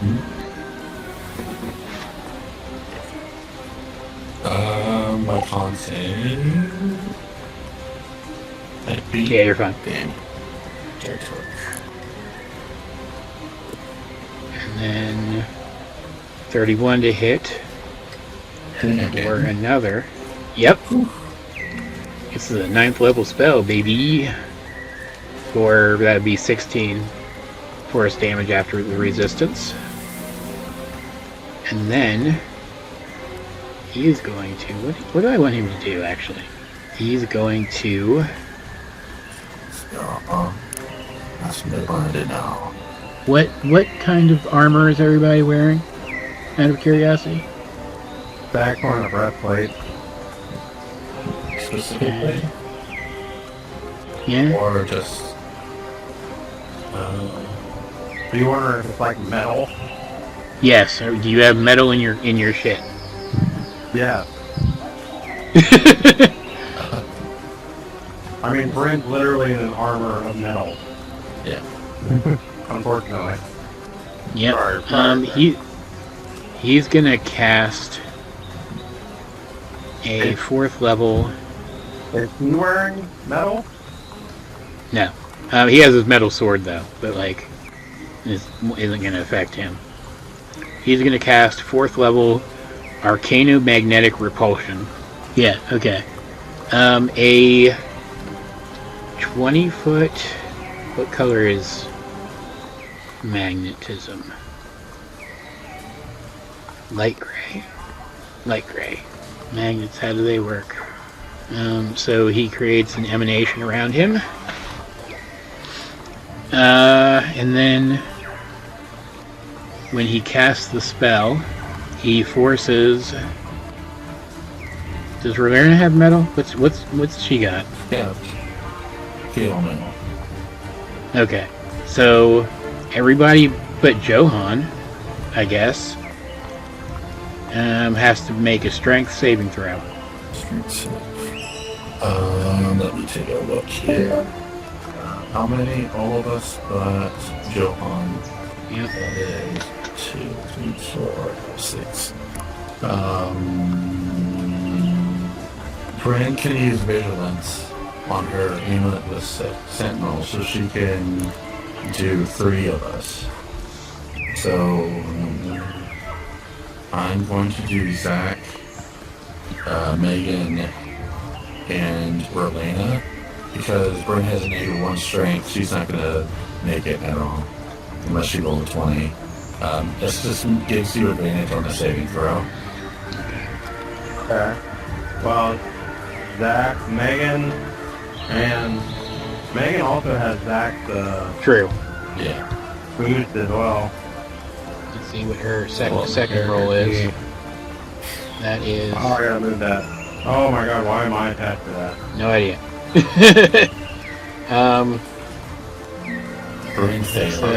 How much does that give Megan? The aura? +6. Okay, so Megan saves. Brynn does not. What's the 25. the 25 saving throw? Hold on, that might be wrong. Give me a second. I Okay. have to keep jumping back and forth between people. Okay. 23 strength. 25. So Orlando makes it because of the aura. Yeah. Okay. And that is...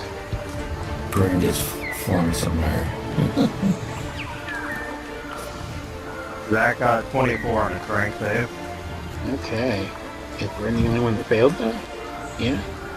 Yeah. So she is thrown to the ground and takes 7 force damage. And plus...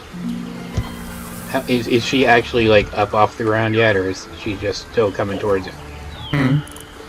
Was Brynn, like, flying above the ground yet, or was she still just...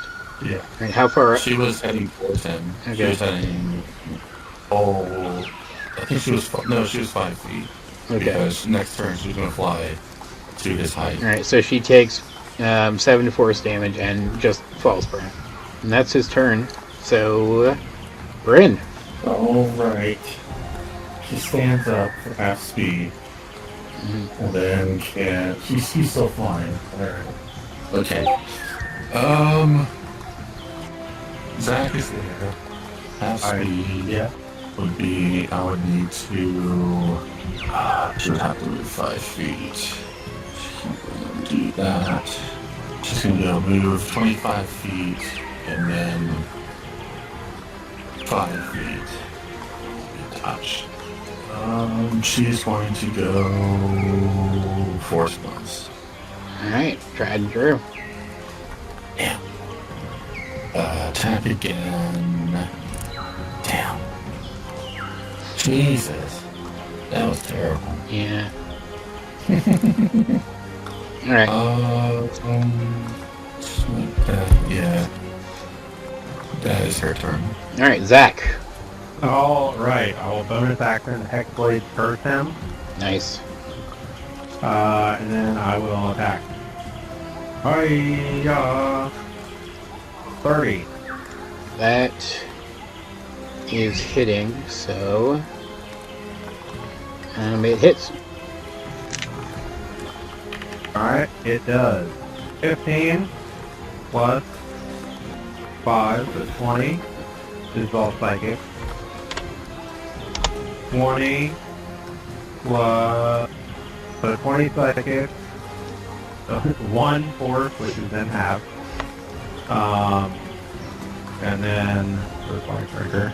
That is also, this is also psychic. 2 psychic damage for that. Okay. As I hit, since he is now hex, my hindering hex, curse activates. When I hit first target with an attack roll, the next saving throw that he makes is going to be a disadvantage to Okay. whoever it is. Until the start of my next turn. And then I'll just attack again. That one is 18 and 19 for 33. Yeah? Could have had improved crit. I'll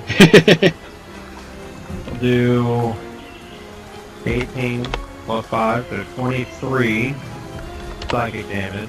2 force, so half to 1. The 5 radiant, which is going to be half to either 2 or 3, depending. And then 5 printer was only the 1 per turn.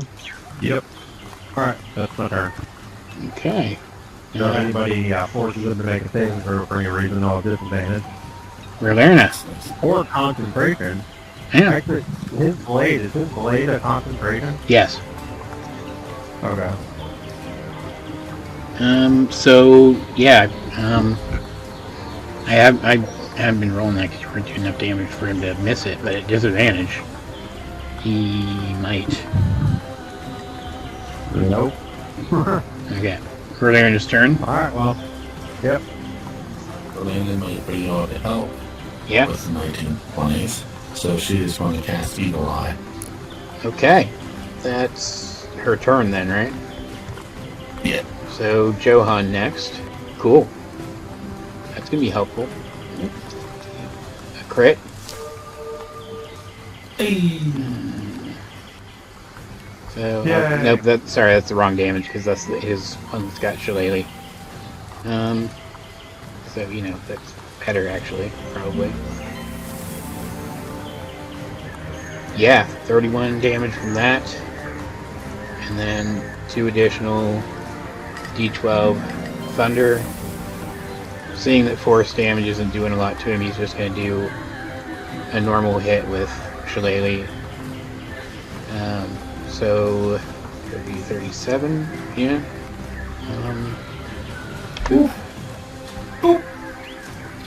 Now let's go back to Johan. 9th level spell is gone. Yep. Doesn't mean he doesn't have another one. Alright, now let's do that. And the turn, and then everything's correct. Crit? That's a crit. Right? Yep. 19? Yep. Awesome. So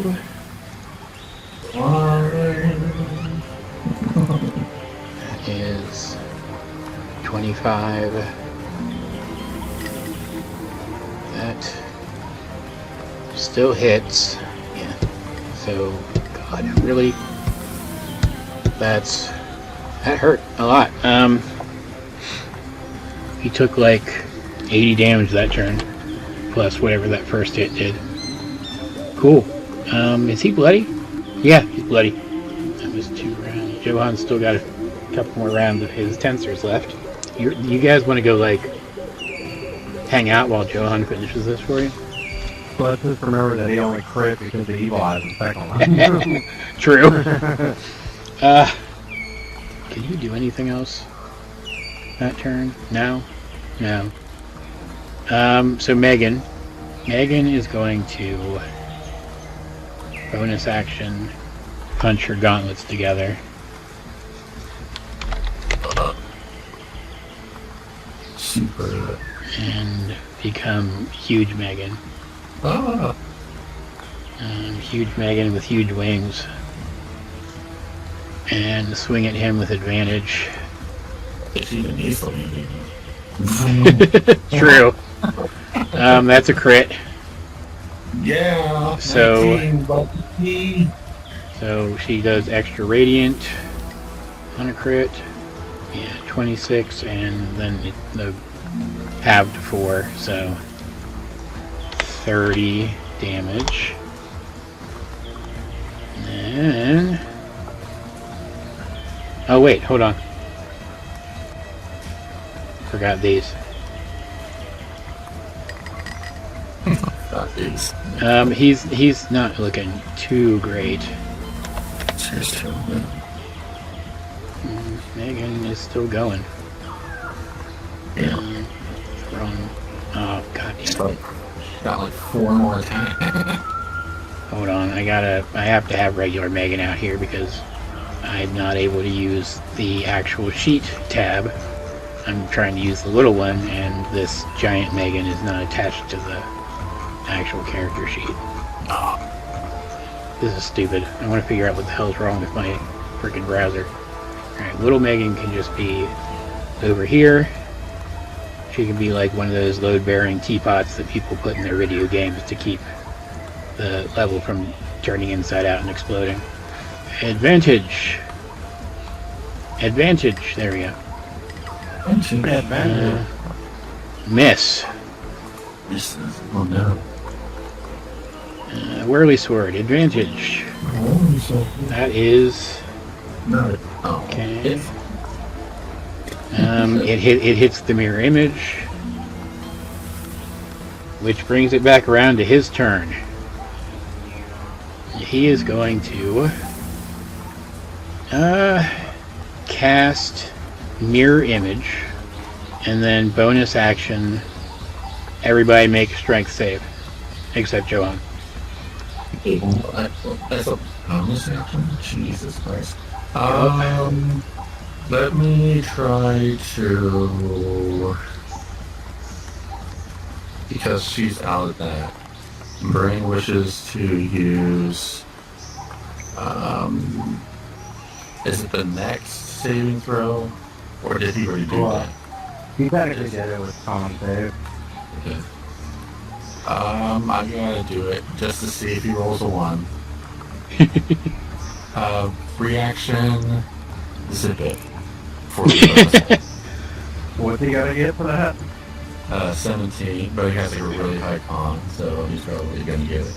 Yeah, let's see. He does. That would have been so funny if he had. He's got. Uh, So what is only his sword on it is metal? yeah. But it doesn't affect him. It emanates out from him. Oh no, I get that. So Brynn is 25 feet up. Yeah, he's just wearing clothes. Brynn fails. Relay at 24. Is she? Yeah, she's still in that. 4. Megan fails. That's 4. unusual. Yeah, it's bad. 22 big. Oh yeah, right. Drinks. Good catch. Oh, she's also in the aura too. Yeah, that got 22. Brynn gets slowed back. He needed 23. Okay. So what was the damage on this thing? Like a 27? Yeah, 27. Oh yeah, right. 'Cause you're in your aura too. Okay, did anybody fail that? Brynn got slowed back down. Brynn failed it. Okay. She takes. Zach got a 22. And you taking either 23? Yeah, but he's in his aura. No, that counts. No. His Oh. aura is already calculated. Okay, so he takes 13 force damage. Brynn takes whatever half of that is, 6. Both fall prone. 16 is that. I'm up 25 feet, so whatever the fall damage is to that. I guess 2d6. 86, okay. I need it too. So this is the insidious thing about him flying, so everybody has to come up here and fly with it. Do you want us to roll the 2d6, or? I'll just do it. I'll do it for both of you at the same time. So 7 bludgeoning damage. 7. Let's see. When I took the initial damage, would I'd still be flying when I took the initial damage, right? Yes. Okay. So when I take the initial, I have to do a con save. Yep. So I'm gonna get damage where I can. So. Oh no, understandable. Hey, Mac. 12 necrotic damage to him. So 6 necrotic damage. And then I'm pretty sure that... Oh, you also notice as all these damage types are hitting him, he's wearing a bunch of shiny rings. Ooh. Wait, none of the rings are metal? I guess they are. It still doesn't matter.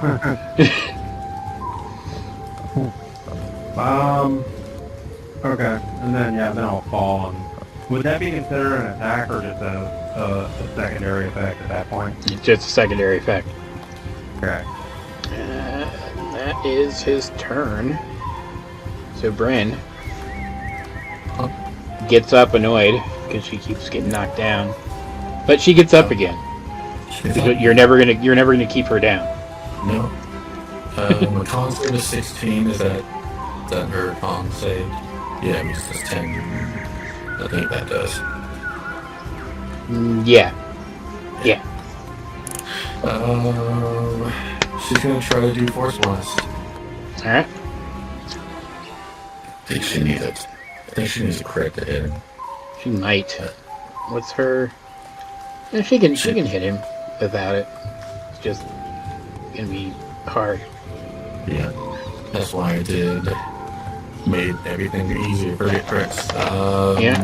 Let me shoot. I think that's all that she can do. Okay. Zack then. She's gonna stay on the ground. Probably not a terrible idea at this point. Well, she's gonna honestly. get up so she can next turn. She Yeah, can yeah. Unless he knocks her down again. No. But remember, How far is that field? Actually, she's gonna move. Yeah, Yeah, good call. She could even be 5 feet closer and be still out of it, technically. Okay. Remember, no matter how many times you get knocked off that horse, you get back up and you eat that horse. Yep. Microsoft. What is Zack doing? Besides, getting up again. He stands back up, and he flies back up, Mm-hmm. and then he attacks again. He beats that horse. Yep. That Level is 17. So that's a hit. 32 Yeah. hit. Yep. Let's see. Give me 1 second. Oh, okay. What Or do use you your do? reaction. Never mind. Bring her to use the reaction. Well, he hits one of the mirror images. Okay. Attacks again. Oh yeah, listen. Oh, I rolled 1 dice. I meant to roll 2. I mean, Another 17. yeah. I mean, you hit either way. So, Oh, and a 14. Alright, so here we go again. he hits one of the mirror images. Ah, he's already 2 down. Almost out of the way so far, guys. I mean, he still didn't take damage from those. I mean, Yeah, but let's face it, this guy doesn't have strength. He has spell clock. And the hope True. will be down when he runs out of spell clock. true. I end my turn. That makes it Orkania. She's not doing. She can't really do as much as she needs to. What is that? She could shoot him.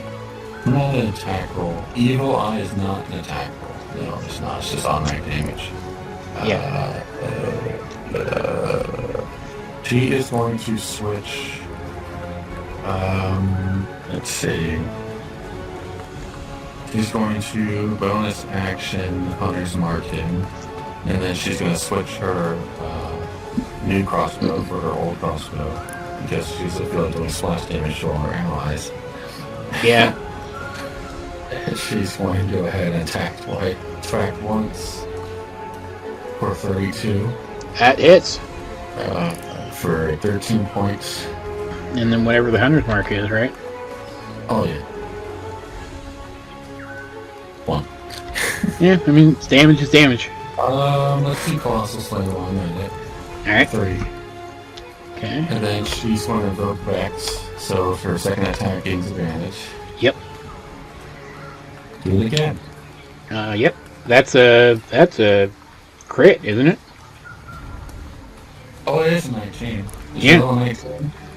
The other one was a 19 too. Oops. Okay, well, roll triple damage this time. Okay.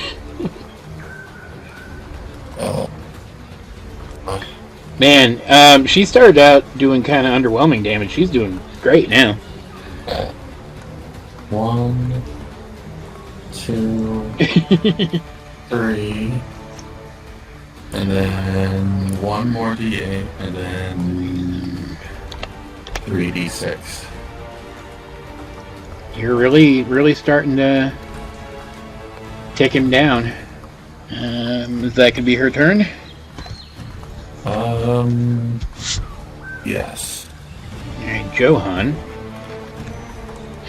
is just gonna wail on this guy because he's still got you're a fighter Harry active, so he can't really do anything else.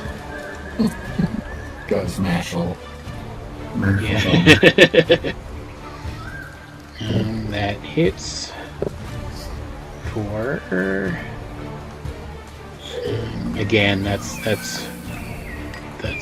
thunder damage from the thing. Frickin' shillelagh. Max shillelagh damage, so 24. Jesus goddamn Christ. Attack again. Just roll there, it's fine. Advantage. That's a crit. Cool.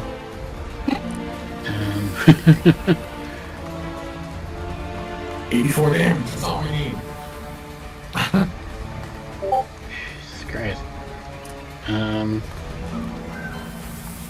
Cool. He ain't looking so good. I don't think Johan's gonna knock him out himself, but he's gonna come close. Maybe it needs to be. Maybe. Oh, hold on. Okay, that's fine. I keep forgetting getting the goddamn mirror image because Zack killed so many of them. Like, oh, they're dead, but they're not. That misses. Okay, brings it to Megan. Megan. Do it. Yeah, she's just gonna swing at him. I was gonna do something cheeky and have her like grab him and slam him into the ground, but that misses. Come on, Megan. Don't go back to your old self. You didn't. Okay, fantastic. No back me. Oh. She's like, what'd you just say? He falls to the ground, but he is an orc after all. No. So he lands down on the ground and gets back up with 1 hit point. And then as you're all kind of like hovering around him, in some cases literally, in some cases figuratively. He takes a potion out of his pocket and he drinks it. Yeah, We're not stopping him. You could try. Somebody try to stop him. It would really be best for you to do that. I guess. What would that be? Would it be like athletics, or is it like a? I don't know. Sleight of hand. Sure. Who has good sleight of hand? I have +5. Brynn has +8. All right, Okay, Brynn. you're definitely the one to do it. Yeah, Brynn kind of runs up to him and tries to knock it out of his hand. Okay. Brynn. No pressure. I got 3 shots at this Brynn. We got 3 Are shots. you lucky? No, I'm just saying I got 1 shot, then I got a second shot, and then I can do something on top of the second shot if this works. No. Heroic inspiration. I didn't. Oh well. All right. And then Flash of Genius for 22. You knock it out of his hand before he can drink it. It would have given him temp HP equal to his entire 393 hit points. Go ahead and pick that potion up and put it in my pocket. Oh, look what I have here. And he kind of drops to his knees. He says, "My shadows will keep fighting." You would have to like actually knock him out to get rid of them. And you turn and they're doing okay against the shadows. You do notice that Duraga and Darcy are both surrounded by miniature hurricanes, and they're fighting well. But Wolfgang is knocked out,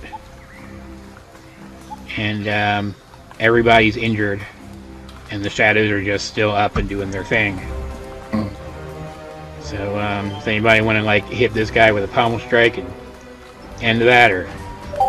Oh yeah. Bam. What? Oh, I was gonna do Magic Missile. All right, go for it. Oh. I was just gonna slap him across the head with a sword hilt. Oh.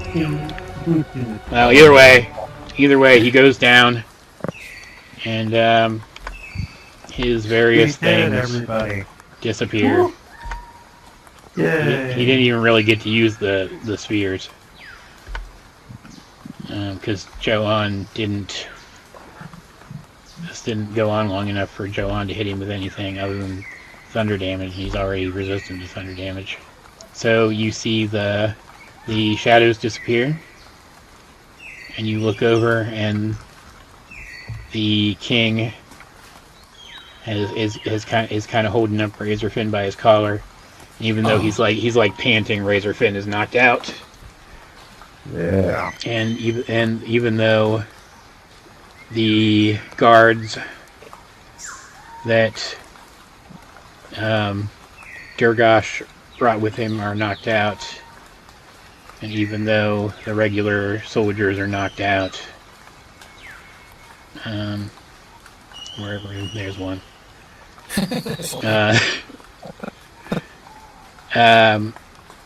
A bunch of the pirates are down too, and Urza and Quim and the trees are handling them pretty well.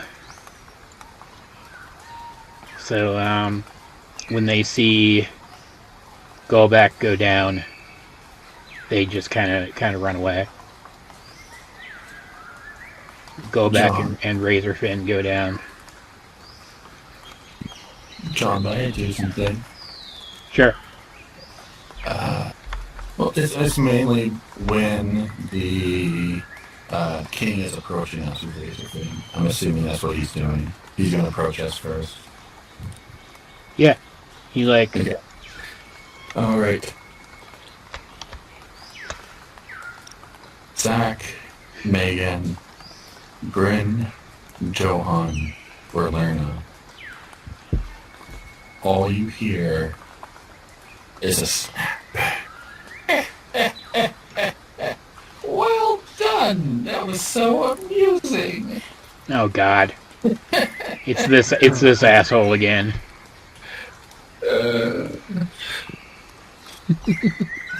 So, my fated 5, well, he takes a look around, counts, there's 5 of you, but some of you are different, but no matter. Well done, all of you. That was a fight worth reveling for. So, Megan kind of whispers, "Let me go punch this guy." Wait. I just have a message for all of you. Well, Okay. just specifically you, my dear. You and all of your crew have been invited to your old hometown for a little reunion. There was someone who would like to meet you. What? Who? Oh, you'll see it. It's a good friend of mine. Don't worry. Do I like your friends? Oh, you will love them. If you are still have certain inklings that I think you have deep down, you will love them. Well, I'm not coming right now. Soon. I mean, there are some... I'm not sure if you heard the news of what's happening in Dragon Watch, but... Yeah, she You should come there. yeah, she was gonna do that anyway. So Okay. Anyway, that's all I have to deliver. I will go back to how your ways, back to your celebrating with. alright, she goes and she tries to kick him, and I imagine he's gonna like disappear right before she can. Or something. Yeah. Alright. You hear a snap. You hear a snap. Yep. Okay. Cool. She's like, I still don't like that guy very much. Haven't seen him in quite a few years. Yep. King's like, well, that was odd. He What is throws he? Razorfin down. He doesn't say anything other than that, though. He's like kind of doubled over, leaning on his knees. Looks like he was about to go down. And it is going to go over and. On top. Does she not have any healing or anything? No, she isn't. This is going to have something to do. Johan can too, but he'll let Relena do her thing.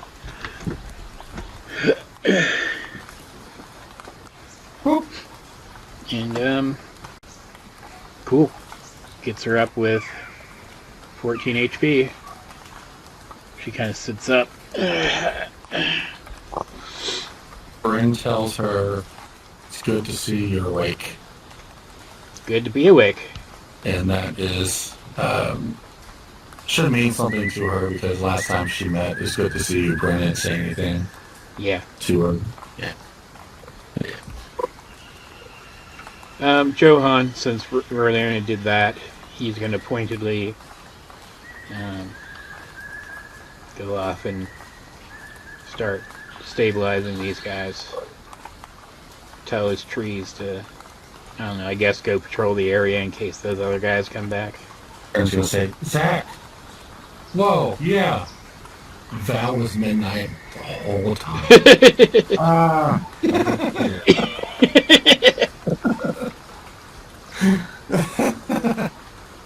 I'll just slowly approach her, expecting how I'll find him again, because I was trying to delete his little aura thing, and I accidentally just deleted the whole thing. There we go. There he is!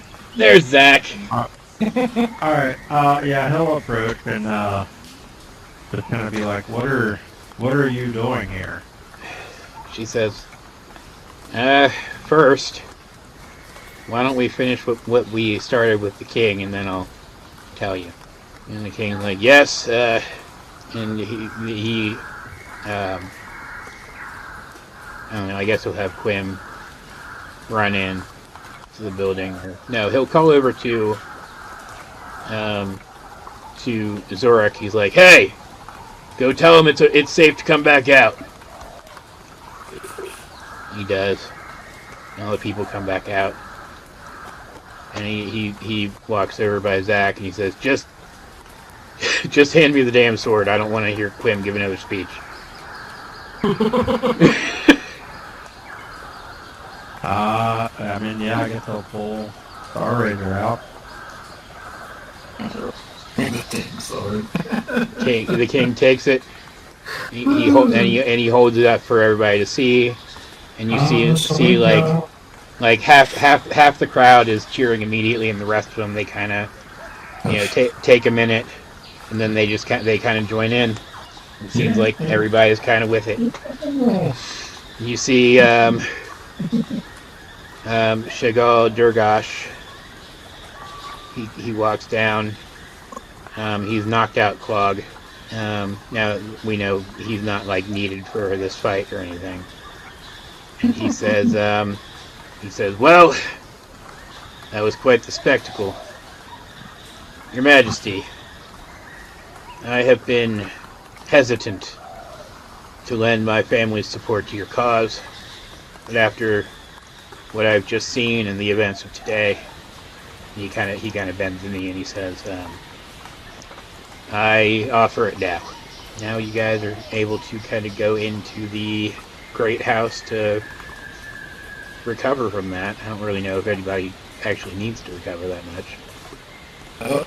Brynn and Relena, they're not bloody. They're neither probably there. Okay. Johan would, except Tensors gives him like 50 temporary hit points. Oh. Did Megan get hit? Oh yeah, she did a little bit. She's slightly winded. She can't fit through the door yet though, so so you guys sit down at, I'm not going to bring that map up because it's set up for something else. There is kind of a round table kind of near the door though. So you prop the door open, sit down at that table, and Megan sits outside with her head down by the door frame until she shrinks back down. And Kind of sucks you can't like end it early. yeah. I you might be able to. I'm purposefully not It's checking. funnier. Yeah. Yeah. So you sit down at that table. You've got people like fussing on the king, and other people kind of like congratulating the king for his victory, his honorable victory over his brother. you know, pretending like they supported him the whole time, even if they didn't. But you guys sit there. You guys sit there. Huh? Brynn was gonna say everybody up kissing us. You guys sit there with Val. You kind of gravitate towards one side of the table, and she sits on the other. Even though it's, you get. I mean, it's a round table, but you get what I mean. And she says, "Well, to elaborate on what I said earlier." Well, I guess she didn't. Well, she tells you what she told Brynn. I was telling you guys, it wasn't her telling the characters. Elaborate. She tells you what she told Brynn. She says, and to elaborate on that, I went to the Wolfwood looking for Johan.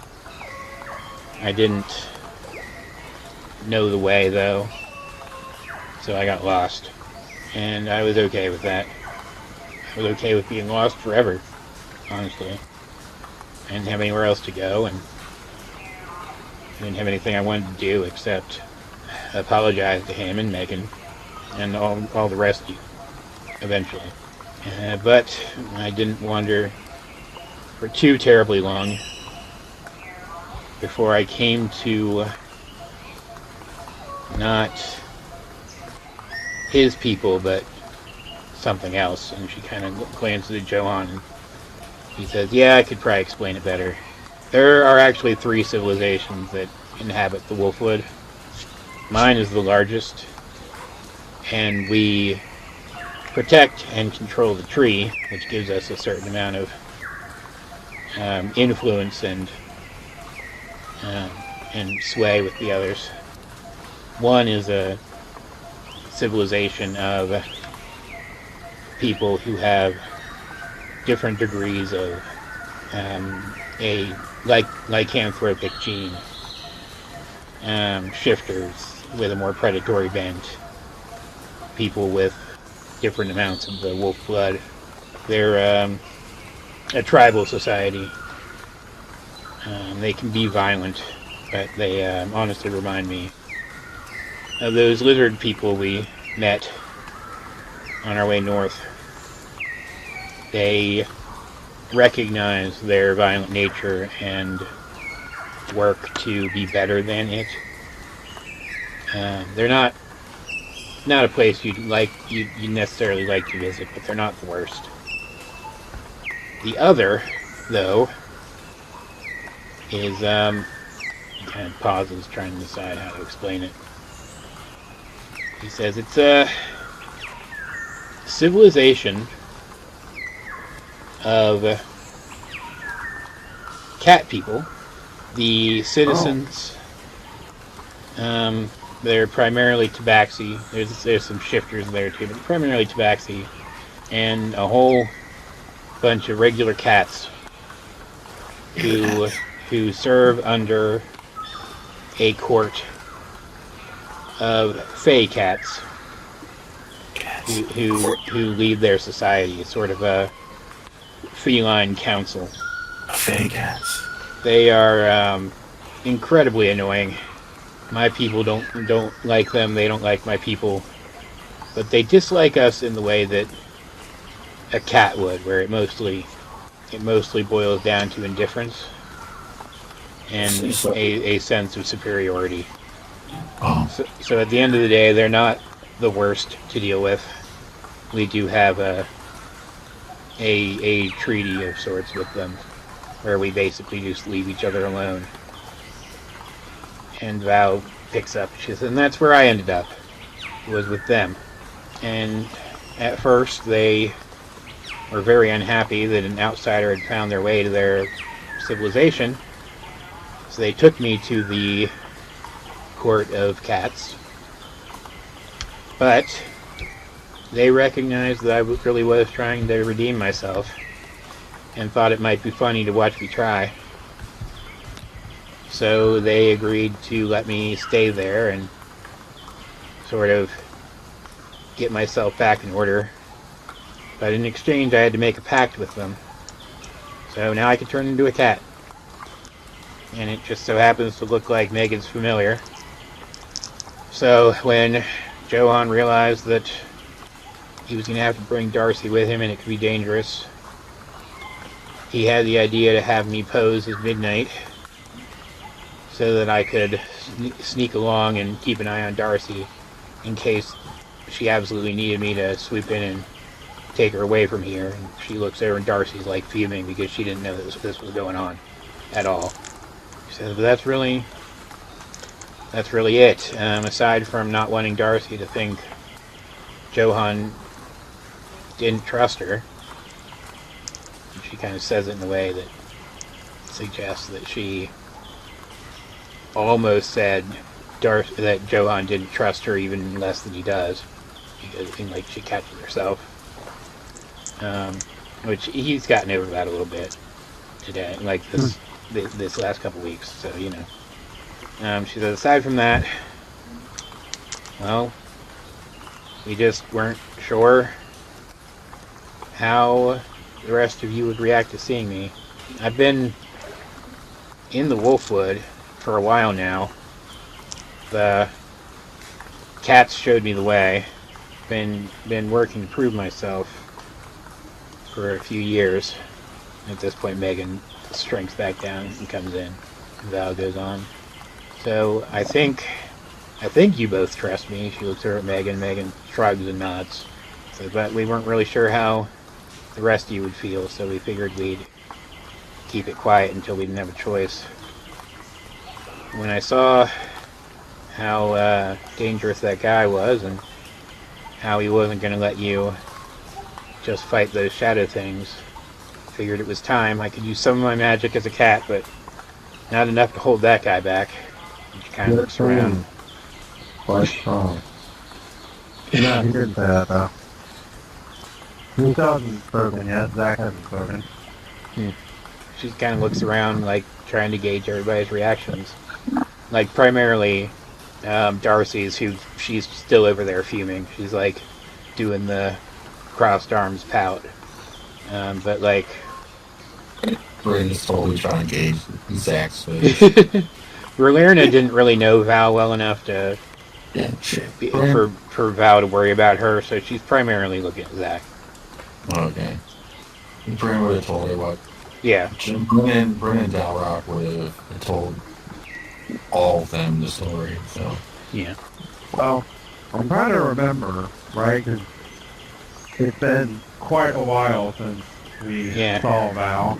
And I'm trying to remember exactly how it ended. I want to say it ended with, we said, I think Zack forgave her and then she disappeared. Yeah, she hologram. Yeah, she showed up as like a mislead or whatever, and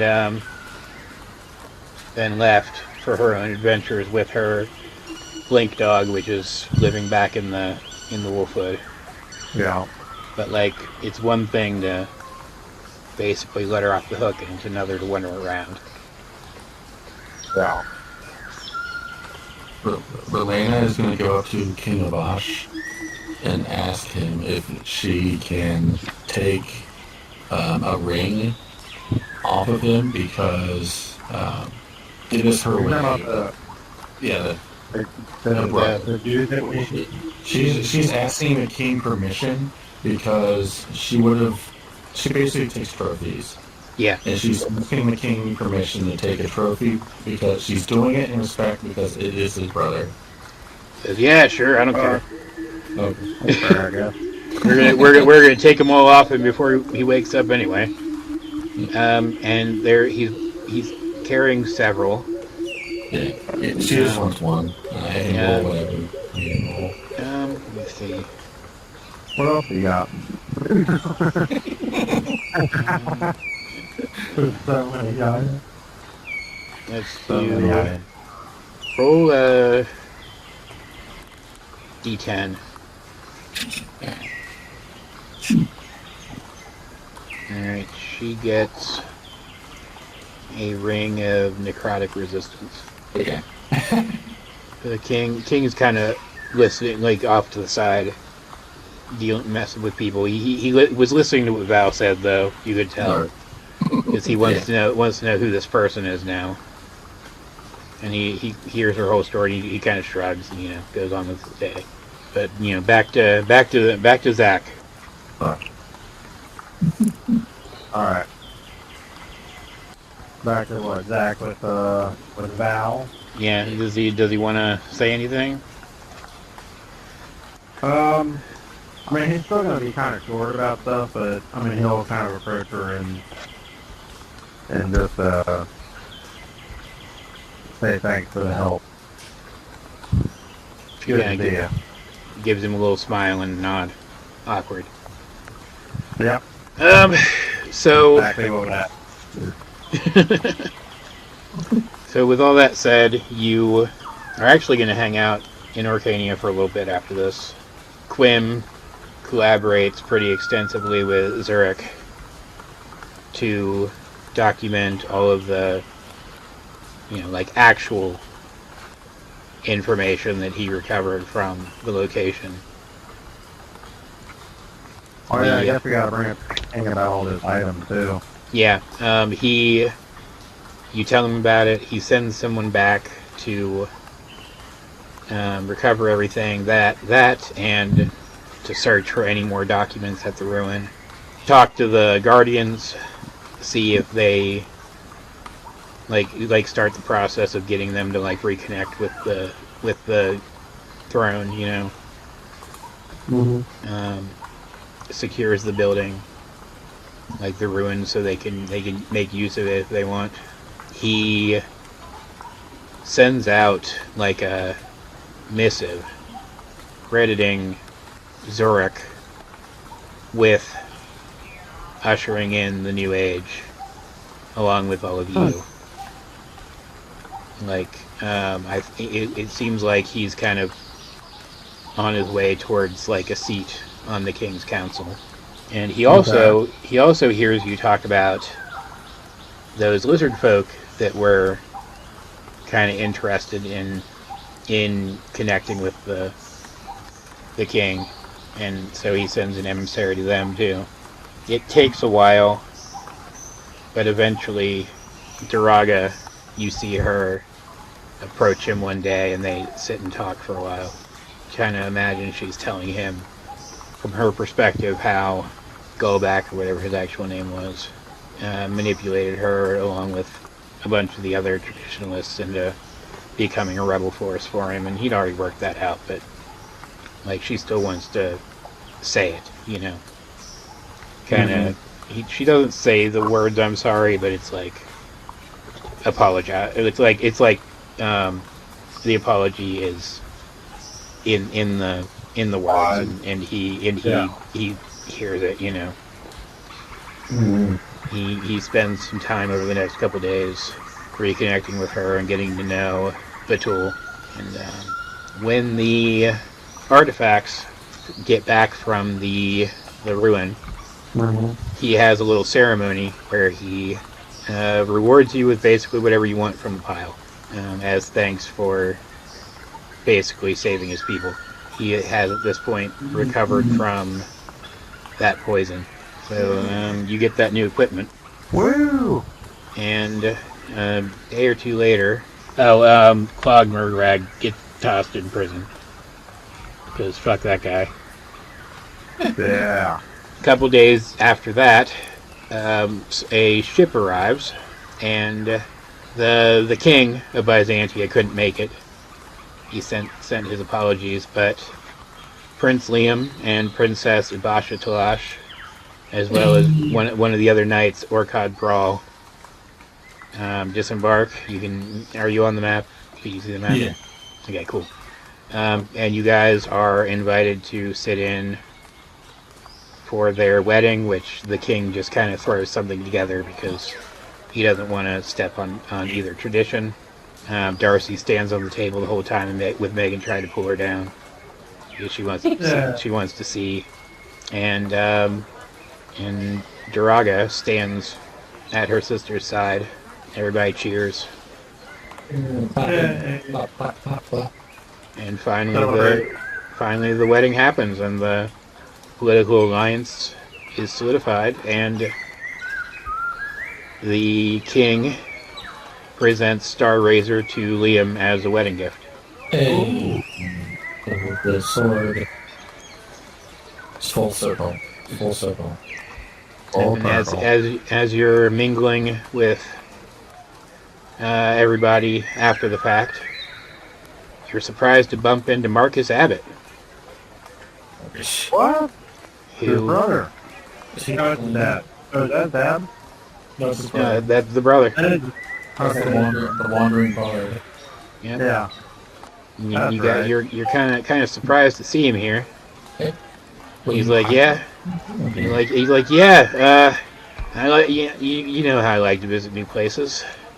One of the few that I haven't been able to go to at all is Orkania, because there wasn't an alliance between them and Byzantia. It was hard to move between them, and so Johan, he kind of papped him on the back, asked the king if he could appoint an ambassador from the Wolfwood to Orkania to work on our new peace agreement, and he picked me so I could see the place and experience it for myself. Oh. Found nice. Marcus the perfect job. And with all that done, the king says, as the celebration starts to wind down, he says, "But there's one more matter we have to attend to." Uh-oh. And everybody kind of parts. What's happening? What is going on? He's done this before. He steps up and he says, "I think all of you owe me a rematch." Oh no. He points at Rolerna and Zack. He says, "You two." And then at Megan, "And you. Fight me now. Do you accept?" I mean, It does on the fact that her pride was bruised the entire time. She could not hit him once. Megan's like, "Hell yeah." yeah. Zack disappeared again. I just try to, be secretive, He takes a big swig of his drink. He jumps up onto the edge of that brazier again. He says, "You seemed stronger in that fight against my brother. Show me how much stronger you've become." Go ahead and roll initiative. Oh, we got Megan this time. Yep. Bacon. That's what we're gonna call her, bacon. Okay. As the battle starts, she's gonna double click her brooch to overclock it. She's gonna go step back. The man's gonna take a step back.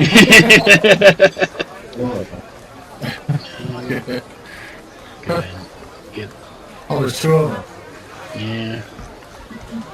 Get that one out in case she decides to use it. Did I delete Real Megan? I didn't want to delete Real Megan. That was a mistake. You did. Yeah. So the king goes first. Surprise. He sees Giant Megan and he laughs. And jumps up. And I guess just kicks her in the face. Oof. And that's a hit. Jesus. Plus 19. 15. Yeah, okay. See, this is why the brother needed to weaken him. We know. Does that still hit? What's her AC? Yeah, it still hits. Awesome. Jeez. Jesus Christ. Okay. I remember there's like a 4.0 or something like that. There was a monk ability that you could even turn a 1, like a crit miss, into a hit. Yeah. Oh. And kicks her again. But it does automatically fail. Just for the play for this guy. Kicks her again.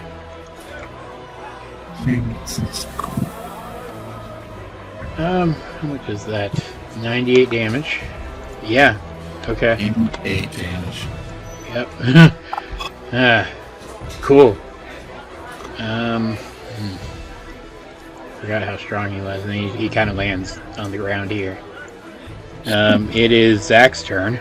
Next. Oh, great. Oh.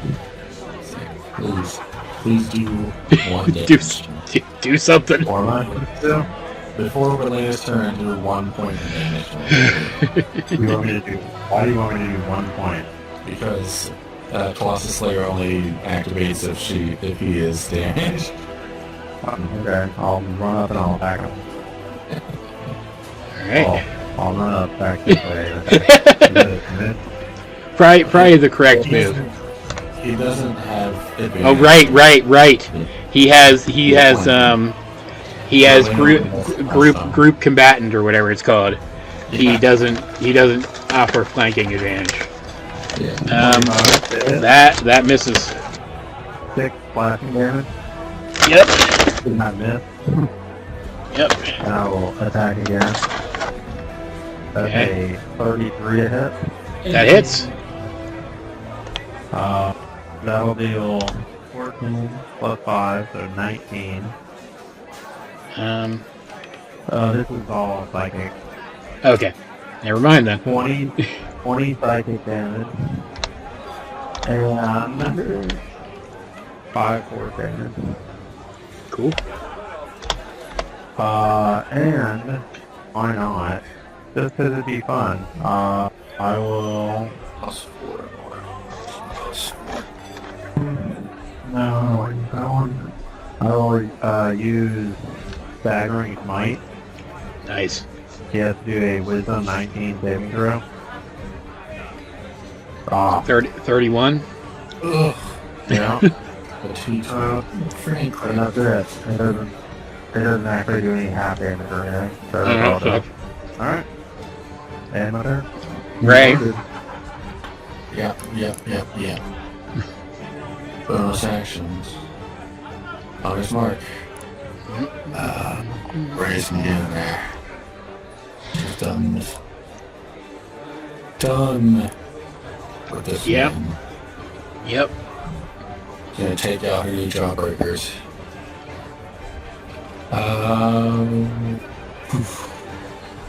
Almost. That doesn't hit. I know. I know. Come on. 20. Yes. That hits. She hit him. She finally Got him.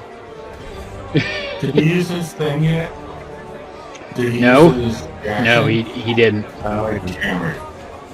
No, it's not hitting with psychic, so you have to know where us. Oh, baby, is that max? It's 4. Yeah. 4. That's what I love to see. Alright. 4. At He's beating What? this guy basically like he ended the arc. yeah. Okay. He deflected all of it, God damn it. and he's gonna. He just deflected Zack's attack. Man. He can deflect energy. He hits Zack for 22 damage. Oh, and then because he used a reaction, he can do an unarmed strike as part of the same reaction. Goes to kick Zack, 26 to hit. Oh, hit. For 20 force damage. 24 damage. He takes max 12 radiant damage back. Nice. So in case you couldn't tell, the brother's way weaker than him.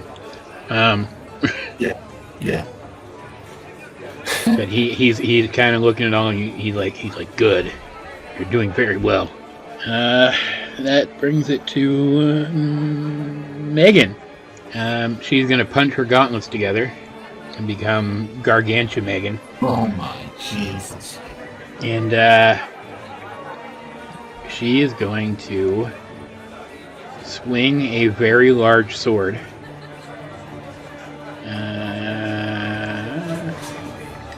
That's a hit. And he just used his reaction. Cool. 22, 28 damage. Because this is D&D and not real life where he would have just been smushed. No, he just like catches the foot, you know, just like. And that is going to miss. Early sword misses. No, she still did something. That's, better than not something. It's his turn though. So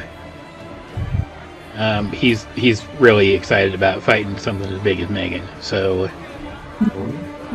he's gonna punch her first. There we go. Happy crit. Dear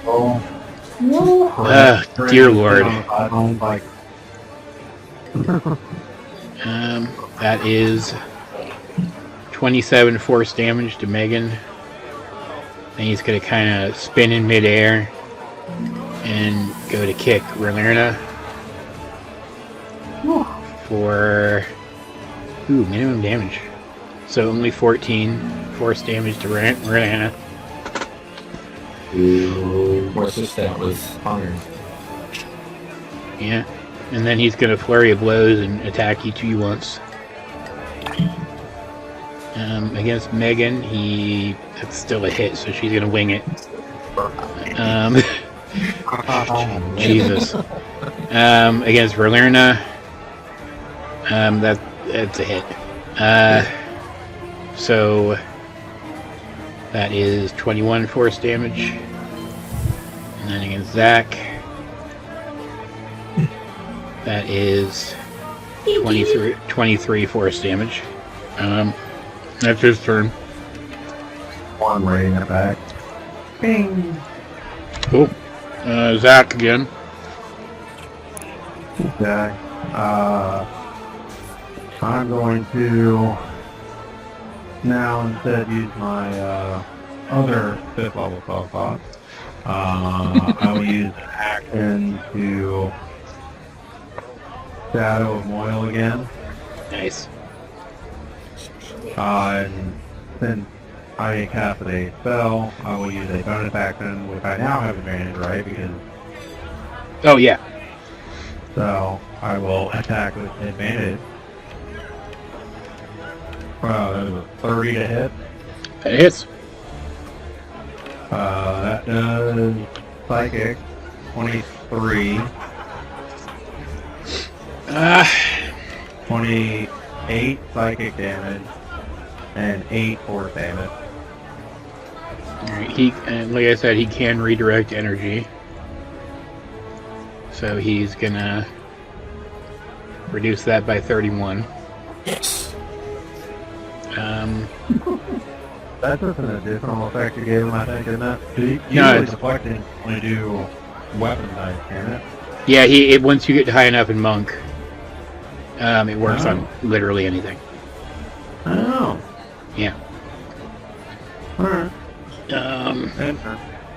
So Verlerna. Oh, come on. Use this thing. This is your chance. Without reaction. Oh wait, hold on. He did do a reaction. I forgot. So he kicks Megan again. Oh. She's not looking great. Now it's Ray's turn. You rolled 11 before, so no, don't do that.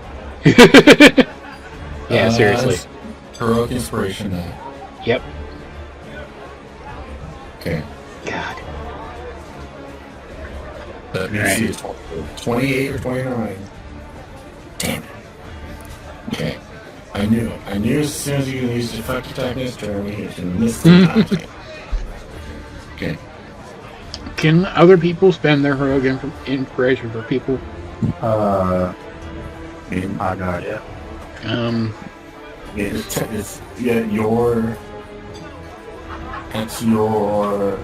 at your discretion. All right, Megan's gonna spend hers. What? So you can roll again. Yes! Awesome. Get him. Berlina is going to scream at the top of her lungs. Do it. Double everything. Oh, what was that? 4, I do that. 3 and 2. No. She's 7 attacking that. No. That's better. Yeah, it is better. Alright. 20 damage. He's impressed. Berlina. He's gonna walk away. Says, what's wrong? I feel like you've got more to learn before you can beat me. Before I can even touch you. So, being able to touch someone as strong as, being able to damage someone as strong as you is enough for me. You're a wise one. So the rest of you can keep fighting if you want, but I'm satisfied. You've become stronger in your time here. That's what I was looking to prove. Oh. Look, you guys could say that you even say you'll finish the fight, but then kind of off screen it or whatever if you want to, you know. Oh. No, I think story-wise, I think it's good for us to that's actually all right, we can stop. Yeah, Megan's like, yeah, okay. She goes and plops down over here in the entryway until she shrinks back down. The king says, I feel that we have each learned from each other over these past weeks, and I count you heroes amongst my friends. You have changed my life for the better in more ways than one. You will, as long as I live, be welcome here in Orkania. And should you ever have real need for my help, I will be there. We appreciate it. Thank you. And yeah, that's it. Boom. We did it. Lena's so contented on her face. And she's usually so stoic, but she is actually grinning into herself. Awesome. That was fun. That was a long session, though. It was. Yep. But lastly, though, items. Yeah. See what everybody, So, Megan got the shield, Brynn got pylons, the books were all given out. Yep, Who is taking? Huh? I'm gonna say for the pylons, she found something that she could turn into those pylons, because they're kind of high tech-ish. But she gets them. So then what? So the question would be: so there's the king. I guess before we stop, did the king say anything about the book of exalted deeds? Because that. It was not. It was not in the pile of things. Okay. But you kind of casually bring it up to him, and he says that book, I feel, will have its time. Okay, so we don't have it then. Right. Oh, okay. He's gonna hang on to it for now, but he's hanging on to it because he feels like there is a point where he's gonna need to make it available. Yeah. Okay. And so anything unclaimed out of that pile, Zack can have any of it. I don't care. Well, did Brynn or? Yeah, Brynn and Orlana could take more stuff too if they want. Orlana is gonna step up to Kino Bosch, and she's gonna go down on one knee and say, I know this is selfish and that we stopped our fight, but as you saw with your brother, and I don't mean to raise any kind of disrespect towards you or your people here, but I would like to ask something. Stand up and ask me. May I have a piece of the dragon on your table? Looks over. He's like, yeah, sure. Okay. You save the future of my kingdom. You can take whatever you want. I didn't know the other orcs were like. Nah, they're all pretty chill. They're just chilling out. Go in there and take a thing. All right. Awesome. And that's gonna be whatever you were gonna try to fashion that into one of those dragon's edge weapons. I have an ancient dragon thing. I didn't know if this was another ancient dragon. It is. Okay, so yeah. More. Don't worry, Jeremy. It's more crafting. It's more weird, cool stuff. More crafting. More. I still don't know what to do with the dragon scales. I'll try to figure it out. Yeah. Dragon scale armor. Yeah, you could do something with that. Yeah. Did Brynn win anything else out of the pile? She took the book for Darrock. She got the island because I couldn't really think of anything else.